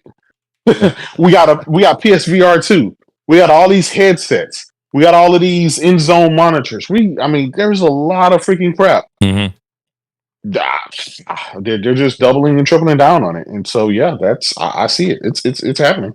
Craig, are you Sony is PlayStation, right? At this point, they're not really in the market for anything. They got their TVs, right? PlayStation is their bread and butter. That is their brand. So yeah, yeah. Sony. Think about it.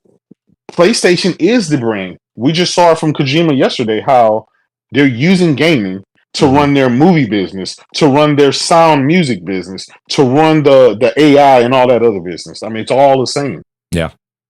Sony's. I mean, they're a hardware manufacturer. This is right up their alley. I mean, I'm a little surprised that they're when I heard the news today, Mooch, that this rumor out there by Moore's Law. It looks like the custom AMD APU that they're saying that he's mentioning. That could be in this device is in a high level design phase, and he's saying that it could be like 2 years away. But if this thing's true, it doesn't surprise me. I would imagine that it's going to be a device similar to some of the other handhelds that are out right now, where you do digital downloads of games, things like that. It really can be. So BRAP, what you're kind of insinuating, and I saw somebody say this underneath the rumor in the tweets. They said, I hope it comes with a docking station. So this may be something that's completely standalone, right? So it's that's what I would imagine. I mean, because when you introduce a docking station, then maybe you're talking about potential cannibalization of the traditional console hardware, kind of like what Nintendo did. But I think what I think, at least in my opinion, I think you have the Portal, which is what, like $200. $199. Yep. And then you have this other device which is going to cater to a consumer that wants a more high end experience, wants that kind of ASOS ROG type experience, but wants to be able to play PlayStation games on that. And that's a different group of consumers. So I think you're going to have those tiers, right? You're going to have that. Hey, you know what? If you don't want to spend $400, $500 on a handheld, we got something else where we got this thing for $200. Yep. So I think it's very much going to be a tiered system, a tiered product like that, and it makes it look. It makes sense. I mean, they are a hardware manufacturer, and like I think it was Jada mentioned, they're selling you the headsets now. I mean, and I've said this on this show and on BRAP, they are behaving very much like Apple and what Apple does with their hardware. Yep. Yeah, and listen, the Apple methodology. I know a lot of people don't like this. They don't like Apple. It's funny. It works. It works. Well, people always talk about software. Like, software everywhere. At the end of the day, you still need hardware to run software. Well, speaking of software and software being everywhere, let's talk about it. Hi-Fi Rush, guys. We talked about it a couple of weeks ago, but then, just before the show went live, Terrible Tom, he went ahead and Terrible Tom Warren, he came out and said, when there's smoke, there's fire. And he did say that. Why did you call him Terrible Tom Warren? What is that about? Bad news follows this guy everywhere, like Jason Schreier. Yeah, I've been There's calling always him. I've been calling him. BRAP, you're lost on this. I've been calling him that for almost 4 years. Have you really? Oh, terrible! We have a Terrible Tom towel we wave the minute any kind of tweet goes out. Yes. How long have I been on CrossFire for? This is the first time. Oh, I must have said it too fast. Yeah, it is. It's just bad news. It's always bad. Everything's awful. But anyways, he came out and said that the data mine leaks. Now, he did not say Hi-Fi Rush is going to PlayStation. So he just said basically it could be true because the data mine leak thing was accurate, where people were saying that data mine leak might have been an inaccurate leak. Take it as you will. What do you guys think? Do you guys believe it? Do you think that Hi-Fi Rush? Of course it's true. Yeah, I believe it. Because didn't they add DualSense support or something like that? Yes, they recently added DualSense support and 3D audio and stuff like that. And think about it. Why the hell wouldn't it be true? You got the CFO and the CEO of Microsoft going out there saying it's true. They're saying they're going to put their games on PlayStation and Nintendo Switch. They're saying it. The only people who are in denial and dealing with copism. Hey, shout out to my man JS Corden. You know what I'm saying? About 2 weeks ago. Hey, J-Dub, 5 out of 6. Yeah, right? Stop it, bro. Stop. Let's stop him out. Anyway, stop. Stop, man. JS Corden literally 2 weeks ago, and I got the tweet. You know, I keep receipts. Mhm. Said anybody out there saying that Xbox games are going to PlayStation and Nintendo is just straight copism. And literally 3 days later, when all this information came out, you know, you go through the whole wheel of grief. You know, you're in denial. Then he finally hit the acceptance phase, and now he's out there preaching to the choir. Hey guys, get used to it. The games are going they're going everywhere. Microsoft is now full. I mean, him and Rand. I mean, and even Colt Eastwood is out there saying it. It's happening, guys. It's there. This information is accurate. We already got As Dust Falls coming. We got a release date for it. We got a physical PS5 exclusive physical edition version of it.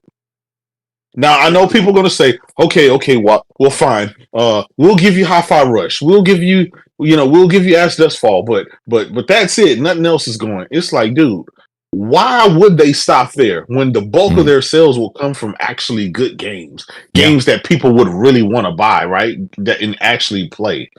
You, in my mindset, you bragged about Microsoft sales, you bragged about their revenue. Well, guess what? They're finna make a shitload of it as soon as they open the floodgates and let the whole slate come to Nintendo Switch and PlayStation. Yeah. Dudes are gonna be playing Halo. Dudes are gonna go out and yes, they're gonna spend money. They're gonna buy it. You have 150 million some odd people in the 170 if you deal with the PS4 and the PS5. You combine them. In the PlayStation ecosystem. You got about 135 million Nintendo Switches out in the wild. That's 135 million people. Yeah, you know, and I'm not going into the nuances of, I'm just saying, I'm just adding the numbers together. Yeah. That collectively, you're looking at about 350 million potential purchases for Xbox game. I'm not saying everybody's going to buy them, but to have access to that many people, the Microsoft has transitioned the Xbox console to it's not even a console anymore, right? It's a what? It's a service. It's a brand. It's like it's not even about the console. They tell you that. I mean, it's almost to the point where they're pushing you away from the console.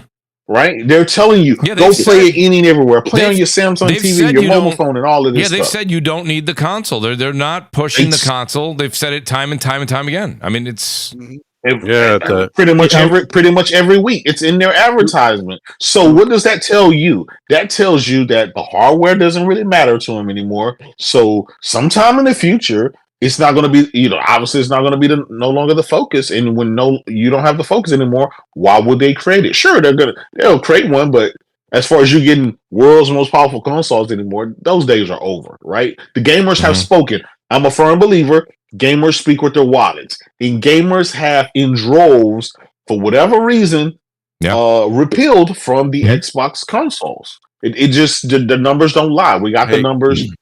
Now it is what it is. Can I? Go ahead, Brad. Sorry, I was just going to say, I did want to read it. Jay, I have the photo from Tom Warren. It says here, again, it's a photo, so I don't have the actual tweet. He says, I can confirm that the Hi-Fi Rush data mine is legit, and these t-shirt texture files are in the game. And then he says, it looks like Hi-Fi Rush is coming to PS5 and Nintendo Switch. Now, listen, I'll even back Tom up and say he's not saying it will. He said it looks like it will be. So, just in his defense there, everything's safe. But I'm just trying to say that I think it's going to happen. And honestly, Jay just said it.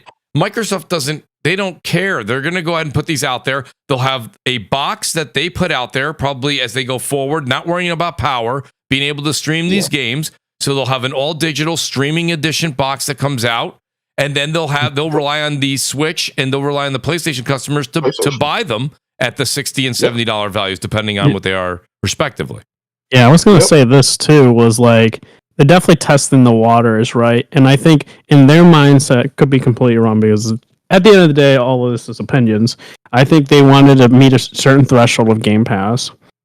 And maybe they didn't meet that threshold. And maybe these future games will make that threshold a reality, but instead they're going to also do this, like release certain games here and there. But if they don't meet the certain threshold for Game Pass, I think they're going to start putting their games on other platforms. And I also don't really care for exclusives. Everybody knows that. I'm a PC gamer, so a lot of people hate me for that, but I don't care. But the same thing with PlayStation. They tested the waters for PC. They're putting their games on PC, and sooner or later, most likely, could be day and date, whenever, PlayStation 6, future, or even sooner than that. Nobody knows. But these companies want to make more money at the end of the day, and if they become more of a software company, like Microsoft is always first and foremost a software company, they'll do that. And whatever PlayStation's plans are for putting their games on PC, they'll do that as well. It's like, at the end of the day, these companies want to make money. They don't care about certain allegiances. And all the pom-poms, gotta stop.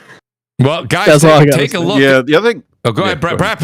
I encourage J-Dub. BRAP, I'll give you the mic right now, but I encourage J-Dub and I encourage Red Hood, especially, to look at the Crossfire DM I just sent you. What we were talking about with Dragon's Dogma looks to be true. The PC 30 frames a second PC. The PC specifications are out. PlayStation Master Race, baby. It does seem like it's. I don't know. I'm just saying. It looks like 30 FPS. Why? I don't know. A 4080? Okay. My PS5 is equivalent to your 4080. How about that, brother? Wow. Okay, this gameplay, the optimization, that's insane. Is not good. I'm looking at the specs; it's terrible. This game better have like mad NPCs and just be like this massive open world game. Like, right, you didn't see the trailers? No, I did. I mean, the monsters and the monsters. It's a huge open world game. It shows you it's utilizing power. I mean, no DLS support? Like, let me gotta look at this again. I don't want to say no deal. This is with RE engine, by the way, too. BRAP's not gonna sleep tonight. He's gonna be thinking about this all night. I'm gonna have to. BRAP, join us. Buy it on PlayStation. No, I'm not buying on PlayStation. I'm still gonna buy it on PC because you're gonna get the best performance on PC still. Yeah, it's definitely not gonna be 4K. It's definitely not gonna be 4K on PlayStation. I know that for a fact. Yeah, you guys are gonna get like 1440p.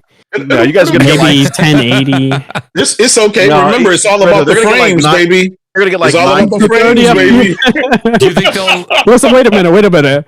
You know what? I'll do one better. We got new GPUs coming out in fall. The 5000 series.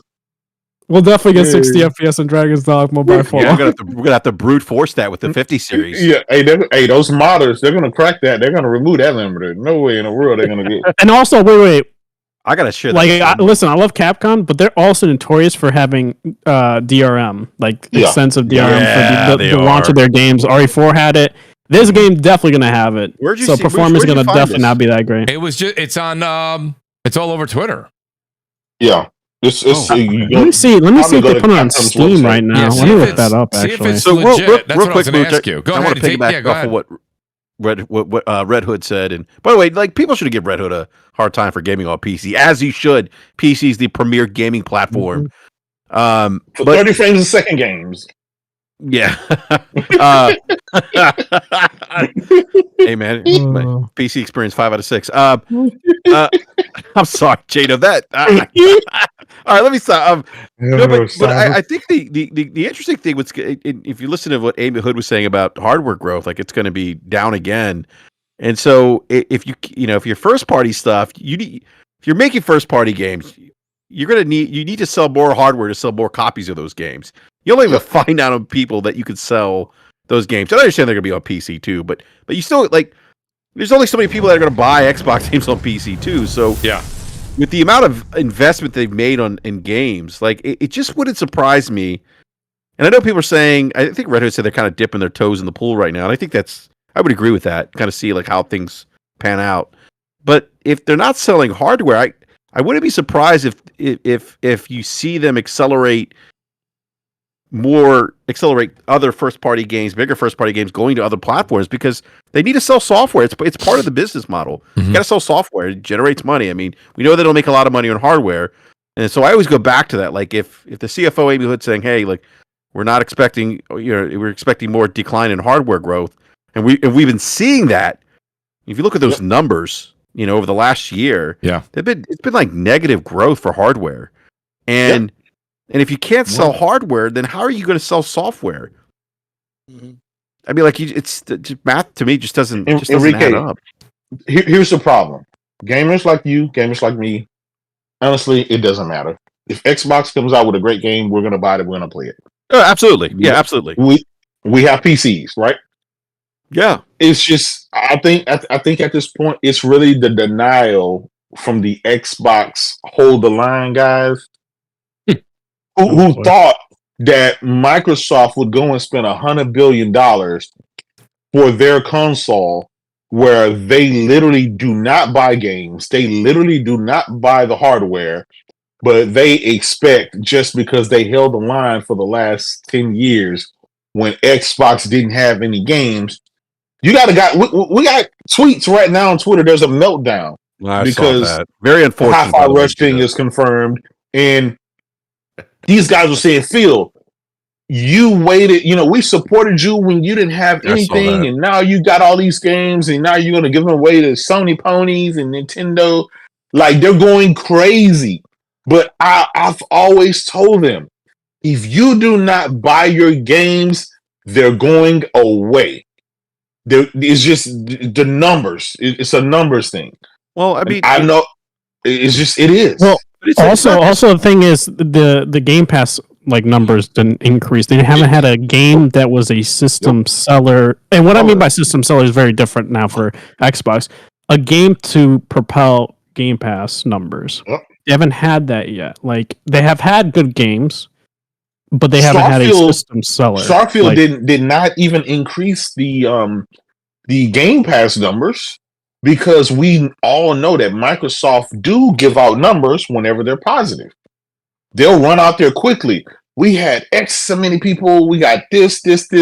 Anytime it's positive, but when there's no growth or it's negative, they won't give out anything. And you'll know that when I think a couple of years ago they won a couple of MPDs. Aaron Greenberg ran out there. Shout out to Xbox for being the best selling console for this month or whatever. I mean, they're really proud of that. But when they don't have it, when they don't have the numbers, when they don't have it, you won't hear anything from them. And we know that Satya and Phil didn't get a bonus for 3 years because of Game Pass. We saw from the leaks, they were supposed to be at 50. There's a deadline. By 2027, they have to be at 50 million Game Pass subscribers.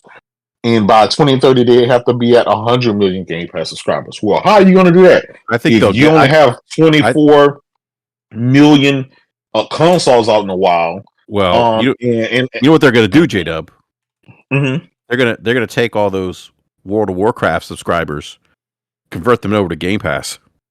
How many? Well, the thing is, though, they were going to do that, but they for Blizzard, Satya said it came out that all of those those hard numbers, they had to be hard numbers. They couldn't be fluff numbers, because Microsoft, when it comes to Game Pass, they don't do concurrent. They do how many people have signed up. That's what they do. It's not a concurrent. So these have to be tangible, hard numbers. Those would be like new signees, technically. Right. Yes. Correct. Technically. Correct. Yes. Not the guy that signed up for 5 years of Game Pass for $1 back. You know what I'm saying? Back a couple of years ago. Not that. Yeah. And by the way, let me make it clear, because I know people are like, "Oh, but I'm just hating on Xbox." They're going to make a lot of money putting games on other platforms. They're going to make a shit ton of money. I mean, you saw the revenue injection. With ABK. I mean, that was. I mean, you subtract the numbers, and if they didn't have the acquisition, not looking good minus the acquisition. Oh, it would have been. It would. Yeah, without the acquisition, the numbers would have been horrible. Yeah. Now here's the thing. Even with the acquisition, they were still a negative 440 million in profit. They were still in the red in profit. Yep. The revenue was up, but the profit they're still in the red. So you have to take that into account.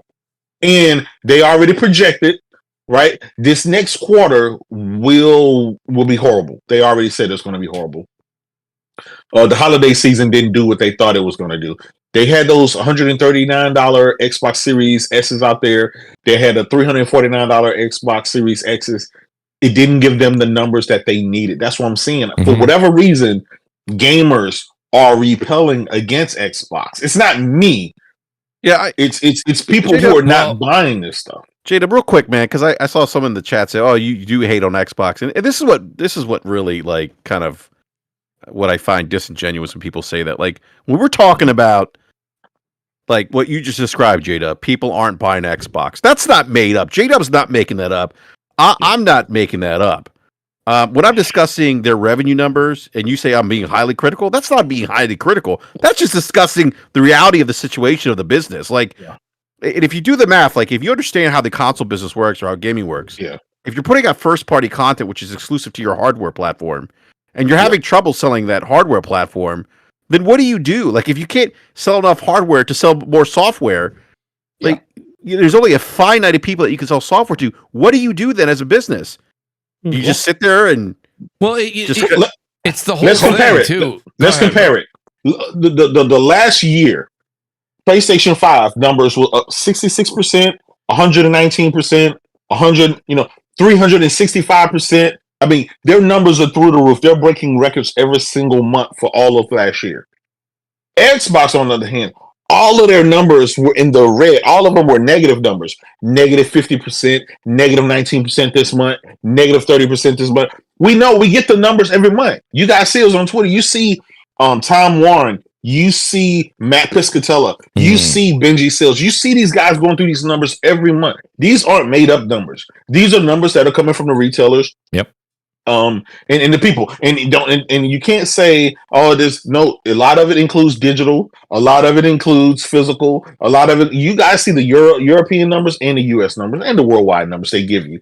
The matter of the fact is just Nintendo and PlayStation are always selling plus for like 99% of the time. Xbox 100% of the time it's in the negative.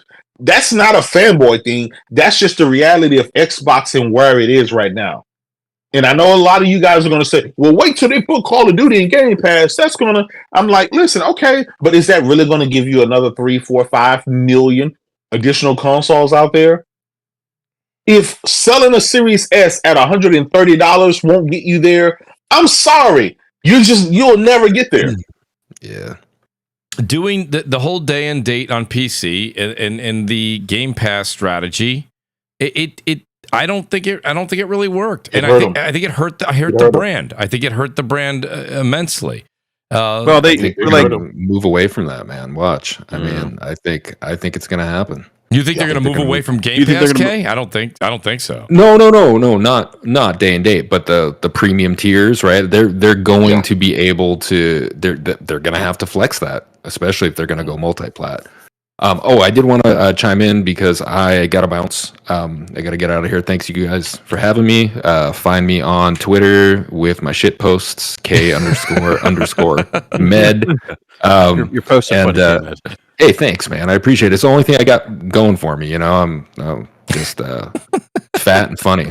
Okay. All right, my brothers. Kay, you always got a spot on this panel, buddy. We're waiting for you to get more free time. To be honest with you, hey man, this Thursday shit is a lot better than Friday shit. Well, that's one of the reasons. Don't tell me that. That's one of the reasons. That's one of the reasons I did this. I know BRAP's the only one that says it's tougher, and I apologize to BRAP immensely behind the scenes. But I said, guests were just finding Thursday to be easier. And in the time, believe it or not, it ended up working for me Friday's too. Friday's my day, man. Like I get off work, I want to have a drink with my wife, want to go out, whatever. Yeah, and it's tough. So Thursdays are like what the hell does somebody do on a Thursday? You talk games, baby. Then we you talk games. Actually, while you're here, Cal, I'll announce it. Me and Jay were talking about it. Games release on Thursdays now, right? Thursdays at midnight. So me and Jay me and J-Dub are going to be streaming. And after next week's CrossFire, we're going to go right into playing Helldivers too. So. Yep. We're going to go do a back-to-back. That's 4 hours of Mooch TV for you guys and J-Dub TV. So it's going to be great. That's a whole lot of Mooch, man. I don't know. It is, but it's a great thing, Kay. It's a great thing. Kay, please keep the great tweets coming, buddy. We appreciate it. And I'll be bothering you to come back on soon. All right, have a good night. Take it easy, man. Hey, Mooch. Yes. I want to X-Hawk in the chat said Xbox Series S was never $130. It was $139, sir. It was. Yep. No, it was. It was. And the Xbox Series X was $349. It's just that's just what it is. I'm getting yelled at by Old School Gamer, and rightfully so. I appreciate the super chat. He says something tells me, and I thought I read this one, but if I didn't, Old School Gamer, I am very sorry. I thought he said He said, something tells me Sony are saving their major first-party reveals for the summer showcase in order to have it coincide with the PS5 Pro reveal. I'm pretty sure I read that. I did read it, but I read it again for you, so I appreciate it. Darkborn, which I did not read this one, he said, I think as a handheld PC, it's fine, but making a Vita 2 with separate games isn't worth it. They have a PS5, PS6, PC, PSVR 2, and then would add a Vita 2. I think, and don't get me wrong, Darkborn, I see where you're coming from, but we talked about this, the panel went into it, and that's why I said a dedicated device. It would just run parallel to the console. Like, when I buy a game on Steam, I download it on my PC, and then I download it on my Steam Deck. It's just mimicking what I do there, just to a lower graphical capability and sometimes a lower, frame rate capability, depending on the game. Just like a Steam Deck. It's like a Steam Deck. Yeah, exactly. Just like a Steam Deck. So it wouldn't necessarily... You still got a PC, and then your Steam Deck is not going to run the games like your PC because your PC is more powerful, but it still run the same games. It's okay. Yeah, I mean, I think what everyone's scared of, Jay, is they're scared that it's going to be like the Vita, where it has dedicated games just for the Vita, and I don't think they would go that route again. They don't want to cross that. And what would be nice about this dedicated device, and then it has a dock, is that now, I mean, listen, I like the Portal. The only thing I would say is I think some Portal, I would not fall into this gap because I love all the new tech, and it's why we do the show. It's why we talk about all this stuff every week in and week out, is I don't mind. But I could see some people who are Portal people that are like, well, geez, I just spent $200. I wouldn't have spent $200 if I knew for $400 I could have got a dedicated device. And Jay, I do understand those customers. I do. That's something that Sony's going to have to deal with, and they're going to have to make that up somehow, whether it be in the price for the new merchandise or new hardware if it exists, or they'll have to do something. Maybe a trade-in program. I expect that dedicated device to be around $500 to $600. Well, that's a hefty price. And I'm going to tell you why. You got the Steam Deck, the ROG Ally, the Legion, whatever. All of these handheld devices are freaking $600-700. Yep. It is what it is. Yeah, no, you're not wrong, but again, Jay, I gotta say, if this rumor is true, and it is rumor right now, I mean, people did just plunk down $200, so they would have said, "I wouldn't have done that." That's for their streaming device. Guess what, Mooch? They got these PlayStation earbuds that we got, and the new headset sets coming out. I'm getting the new headset. There's a lot. Listen, there's a lot of people that bought the previous. That's true. Headsets and all kind of the end zone stuff, right? Yeah. I mean, it is what it is. Listen, Jay, I understand that, but that's me and you are that type of customer. I can tell you, Twitter will be lively when that new price tag comes out. What about the PS5 Pro, right? Some people are going to be like, I just bought a PS5. I just bought the slim version. Exactly. I just bought you always going to have late bloomers. Who cares? Like, you should have bought it day one. Well, who cares? I'm glad you said that. That's something we always talk about on Moochonomics. People say, wow, you go out there and get these products when day one and you pay top dollar. And I'm like, I do. Yeah. But there's cause and effect here. So the bad is I pay top dollar. The good is I get the most service out of that, out of that console. Absolutely. And then when it's time for me, this year, I have two PS5s. I'm going to get two PS5 Pros. I'm going to trade those in. But I got those PS5s on day one, so I don't have any remorse. Look at the Slims, the PlayStation Slims. Some people, man, I just got my PS5 and now they got a Slim version. Well, who told you to wait 3 years to get a PS5? Like, come on, man. Yeah, no, there is. It's cause and effect. Shout out to Mary Wilcox. She's loving the Moochonomics. It's fantastic. Babora Conturi says Street Fighter 6 and Mortal Kombat 1 look mid as F after finishing Tekken story. Mental orgasm, he says. Shout out to Babora. Yeah, Tekken's a really good fighter. Like, really good. It is very. I mean, you guys know I'm not. I gave up on the button mashing ages ago, Red, but it is. From what I'm hearing, Tekken is. Don't button mash. Just learn. Just learn. You gotta learn, Mooch. Combos. You're not wrong, Red. You're not wrong at all. And honestly, I wish when I was younger, I played Mortal Kombat and Street Fighter to death till the thumbs were bleeding. And now I just don't. There's so many other games to play. You're right. You have to take time and dedicate yourself to learn those games. And Tekken looks to be an absolute masterpiece. So shout out to everyone that's enjoying that. I did want to get into. Is anybody on this panel playing Suicide Squad? No, I'm good. I'm going to pick it up tomorrow. Well, I mean, wait, Craig, you are going to pick it up? Me? No, I think that was Jada. Was that Jack? I'm reading the chat and I'm listening, and I heard two voices. I didn't hear anything. Jay, you're picking I'll it pick up? it up on PC. Okay. Well, so why the decision now after all this bad press? Oh, because, dude, if it's a game I'm interested in, I like. I gotta ask you, Jay. I'm gonna tell you. I'm gonna be honest. I think a lot of the bad press, a lot of it just comes from people. We know IGN, right? They didn't get the review code, so of course they were always gonna give it a negative. You have some other people that don't like it for various reasons. A lot of people are bad because they wanted a Batman game. They wanted an Arkham game, right? For Batman. Yeah. You got a various amount of people. I like coming games. The game looked interesting to me, so I'm gonna go and buy it and I'm gonna support it. And it is what it is. Right now the game isn't even out, so I'm not really taking anybody else's opinion on it until I get my my hand on it. So I don't blame you. Coming from my perspective, right? Go ahead, Red. Because I'm not gonna go into spoilers or anything like that. It's just after you spend so many games with a certain character and something happens, of course somebody's gonna feel some sort of way, and a gamer has every right to feel some sort of way. It's like you can be vocal. Granted, don't do death threats or anything like that to developers. That's completely wrong. But you can voice your opinion of not liking something. You can voice your you have your every right to sure, do that. Just sure. don't go after the developers, writers, etc., etc. But playing that and then seeing all the context, everything is just to me rock steady. Like they were one of my favorite developers. Like I loved Asylum, loved City, and I liked Night. Yeah. Had problems with Night in terms of story. They should have had Paul Dini actually write the game along with Asylum and City, but they opted not to. But I really loved the combat in that game. And then boss fights for Night weren't the best. They rectified that with the season of, Infamy or something like that. And then they had great boss fights with that expansion. Having like Mr. Freeze, Ra's al Ghul, all that stuff. And the Mad Hatter. That was really good. So they rectified that. But I'm just like, coming from that, and even then, you're seeing like comparison shots of Night and Suicide Squad. It's just a lot of meddling, it seemed, from the publisher. And from what we were hearing, was they wanted to make a Superman game, got shot down, and even potentially like a Batman Beyond, shot down. They wanted to, live service game, WB Games, and they were forced to do that. And now you're having a lot of people from the studio of, from Night, not really the same studio anymore.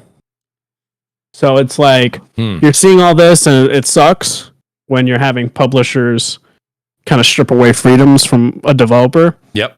And you're getting a game that it seems like is not from developers that are passionate. It's just kind of like work for them. And it sucks overall because it's like Rhapsody was... Like, I remember playing Asylum on the PS3 and stuff like that, and City. It was just so good, and City was like one of at that time, the best superhero game of all time. And then going to now, it's like, wow. It's interesting because, and Red, I hear the frustration. I know you're also a big comic guy, so I know that, the story and the way that they handle these games really does bother you. But and you have every right to feel that way.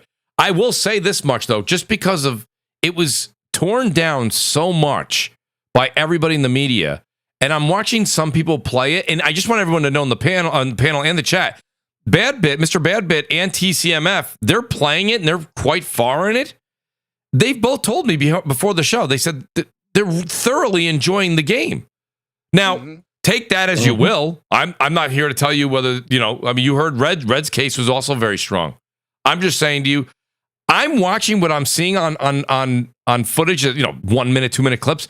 There's a part of me that says, if it wasn't the fact that I'm trying to run through The Last of Us 2 right now on grounded and permadeath, which is literally, I'm like losing my mind. I'm playing the no return mode on it, which you guys saw. I'll put the the permadeath mode and grounded mode down to play that all the time. You guys know I'm a Call of Duty junkie. I got a problem there. That's just a me problem. That's never going to go away. And then, on top of that, there's other games that are going to be coming out very, very shortly, like Hellblade. So I'm not going to go buy, or Helldivers 2. I'm not going to go buy this game now because I don't see the time for it. But the game actually looks like it could be some fun. It doesn't look awful. I know a lot of people were playing, what was the game, Red, that you played? I believe you didn't care for it. Oh, God, what was it called? The one that came out recently that was also having a hard time handling frames. It was Red Hood was in it. Which one? There's a couple of games. That falls pretty bad. No, Red Hood. Gotham Knights, you mean? Gotham Knights, thank you. No, I'm good on that too. Yeah, right. I'm good on, I don't like WB Montreal like that. That's my personal opinion. That game didn't look fun though. Like to me, I had no interest in that. So this one here I thought has some potential. I'm curious to see what people say as they get their hands on it. The game comes out what? Jay, is it tonight or tomorrow? Tomorrow. All right, tomorrow. Yeah. I'm excited to see what more people say, but I see that the some of the scores are coming out meta and they're coming in the low 60s. So it's not looking good on that side. But like Jay said, there's a little bit of a controversy there because I know a lot of media outlets are upset they didn't get a code or something like that. I know I could say this, the Arkham fandom in terms of YouTube and stuff like that community is like, it's not even polarized, it's very negative.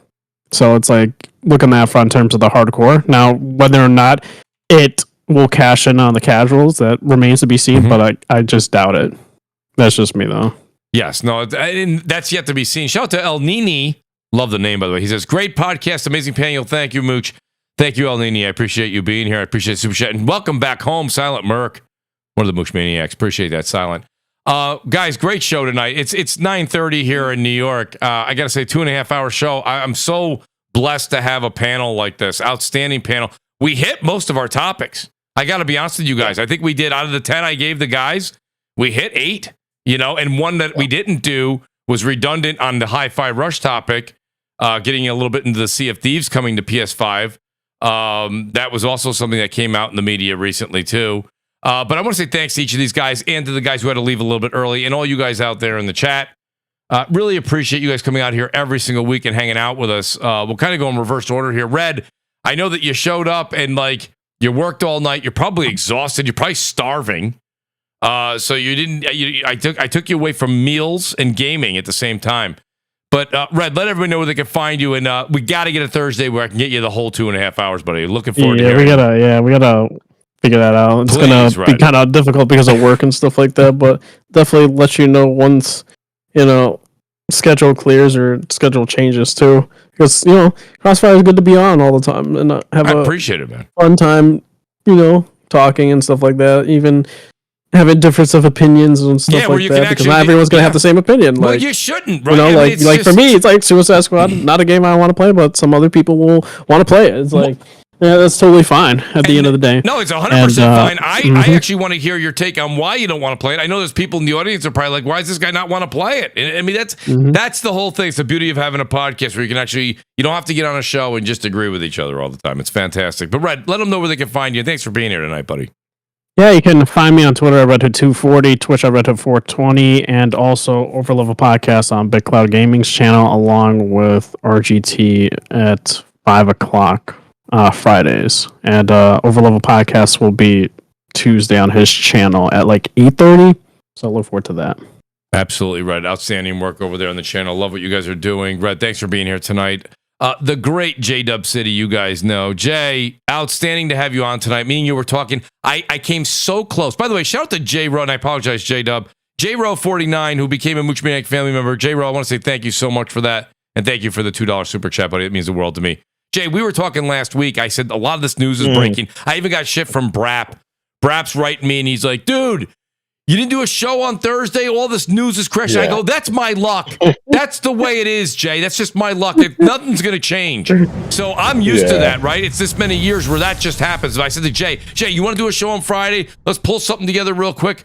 He goes, yeah, let's try and do something. And then I couldn't get everyone in at the same time. Some people were like, I can make it for 45 minutes because no one was ready. Jay goes, let's just do this next week. And we did. So, Jay, thanks for keeping your word, man. I love having you on the show. I love what you do on Twitter because, honestly, the days you weren't there, man, those were some dark days because it was boring as hell. So please don't stop. Please don't stop what you're doing, Jay. Keep doing you. We love it here on the show. But let people know where they can find you. And remember, guys, next week we're doing Crossfire, and then me and Jay are doing Helldivers 2 on Twitch right afterwards. But Jay, let them know where they can find you, please. Absolutely. You guys can find me at JDubCity16. I'm also going to start back doing some YouTube videos here and there. But yeah, like Mooch said, it was just so much news coming in, and I'm just looking for everybody what shows on, what podcast is on. Why is nobody talking about this fantastic news?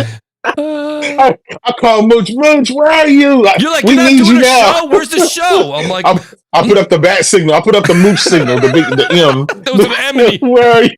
I love it, Jay. Oh man, it's hilarious. No, great stuff, Jay. Honestly, let people know where they can find you, man, because they got to know where's the show going to be? Where's your streaming going to be? Because I love when you do your streams. Yeah, you know, you guys can find me on YouTube at JDub4U, JDub the number 4U, and on Twitter at JDubCity16. You know what I'm saying? Always with the gifs and the memes and you know, the quick wit. Yes, sir. Yes, sir. I want to say thanks to Jay. Also, thanks. Shout out to WoolleyGamer. Wooly, we miss you as well in these gaming streets. Maybe one day you will bless us again on this show and also come back to Twitter. But shout out to WoolleyGamer. Shout out to Mrs. WoolleyGamer. And also make sure I want to give all the blessings to the kids, too. So shout out to you guys that are out there. Wooly, keep supporting, man. I appreciate when you pop in. I know it's like 2 o'clock in the morning over there in the UK, so I appreciate it. The great, the Messiah of Xbox. You guys know it's Craig the Tech Guy. Craig, yeah. I love the work you're doing too, man. I love having you, as you can tell, man. I love having you on the show. So hey, I appreciate it. I love your takes, man. You're not afraid to throw some punches, and that's what the show's built on. So, Craig, let people know where they can find you. And thanks for being here tonight. Oh, no problem. Thanks for the invite. And yeah, great panel, great topics. Shout out to the chat.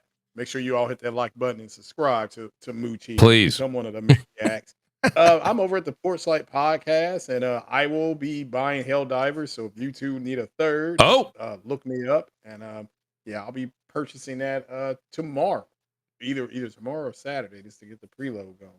But yeah, I'll be over. I'm over it there over at Porchlight at YouTube, and I also have a little Twitch channel, CTG 24/7, and come over there and watch me stream. I'm streaming Starfield and Mass Effect. That's pretty much it.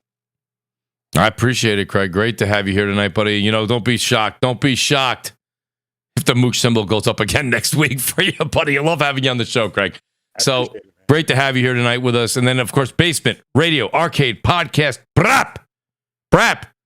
How the hell are you doing tonight, buddy? And thanks for being here tonight. Because I know it's rough for you on Thursdays. Yeah, it means a lot to me. It means a lot. Yeah. Thank you.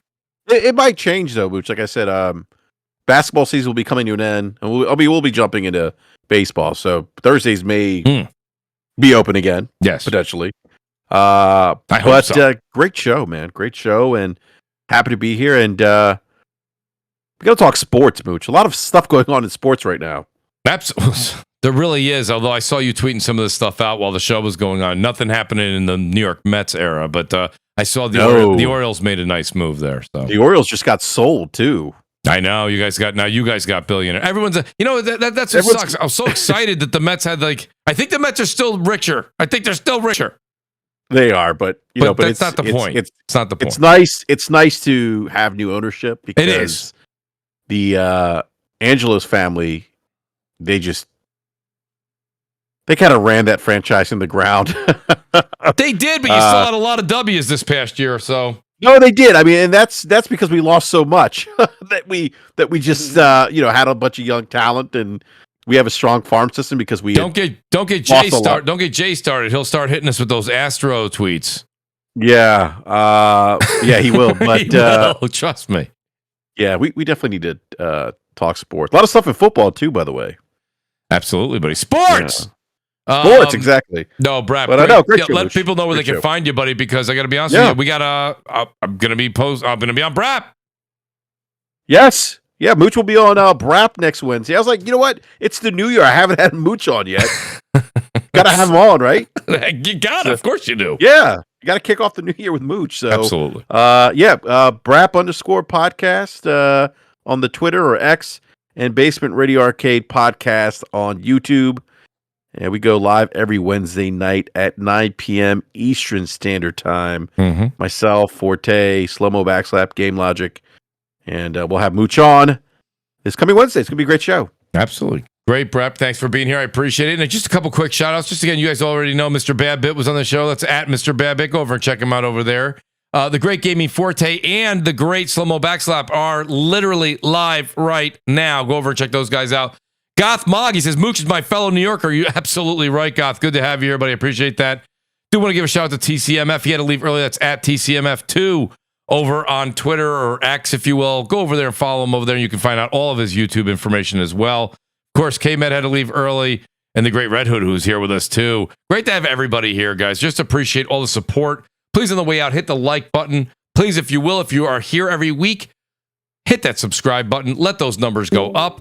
And I just can't say thank you enough to each of you guys. We'll see you next Thursday, 7 p.m. Eastern Time, and then we're going to do Helldivers 2 after the show on Twitch. I'll be advertising it all week. You guys will be so ready and so used to it by then. Enjoy the weekend and play some games. Talk to you guys next week. Peace out and good night.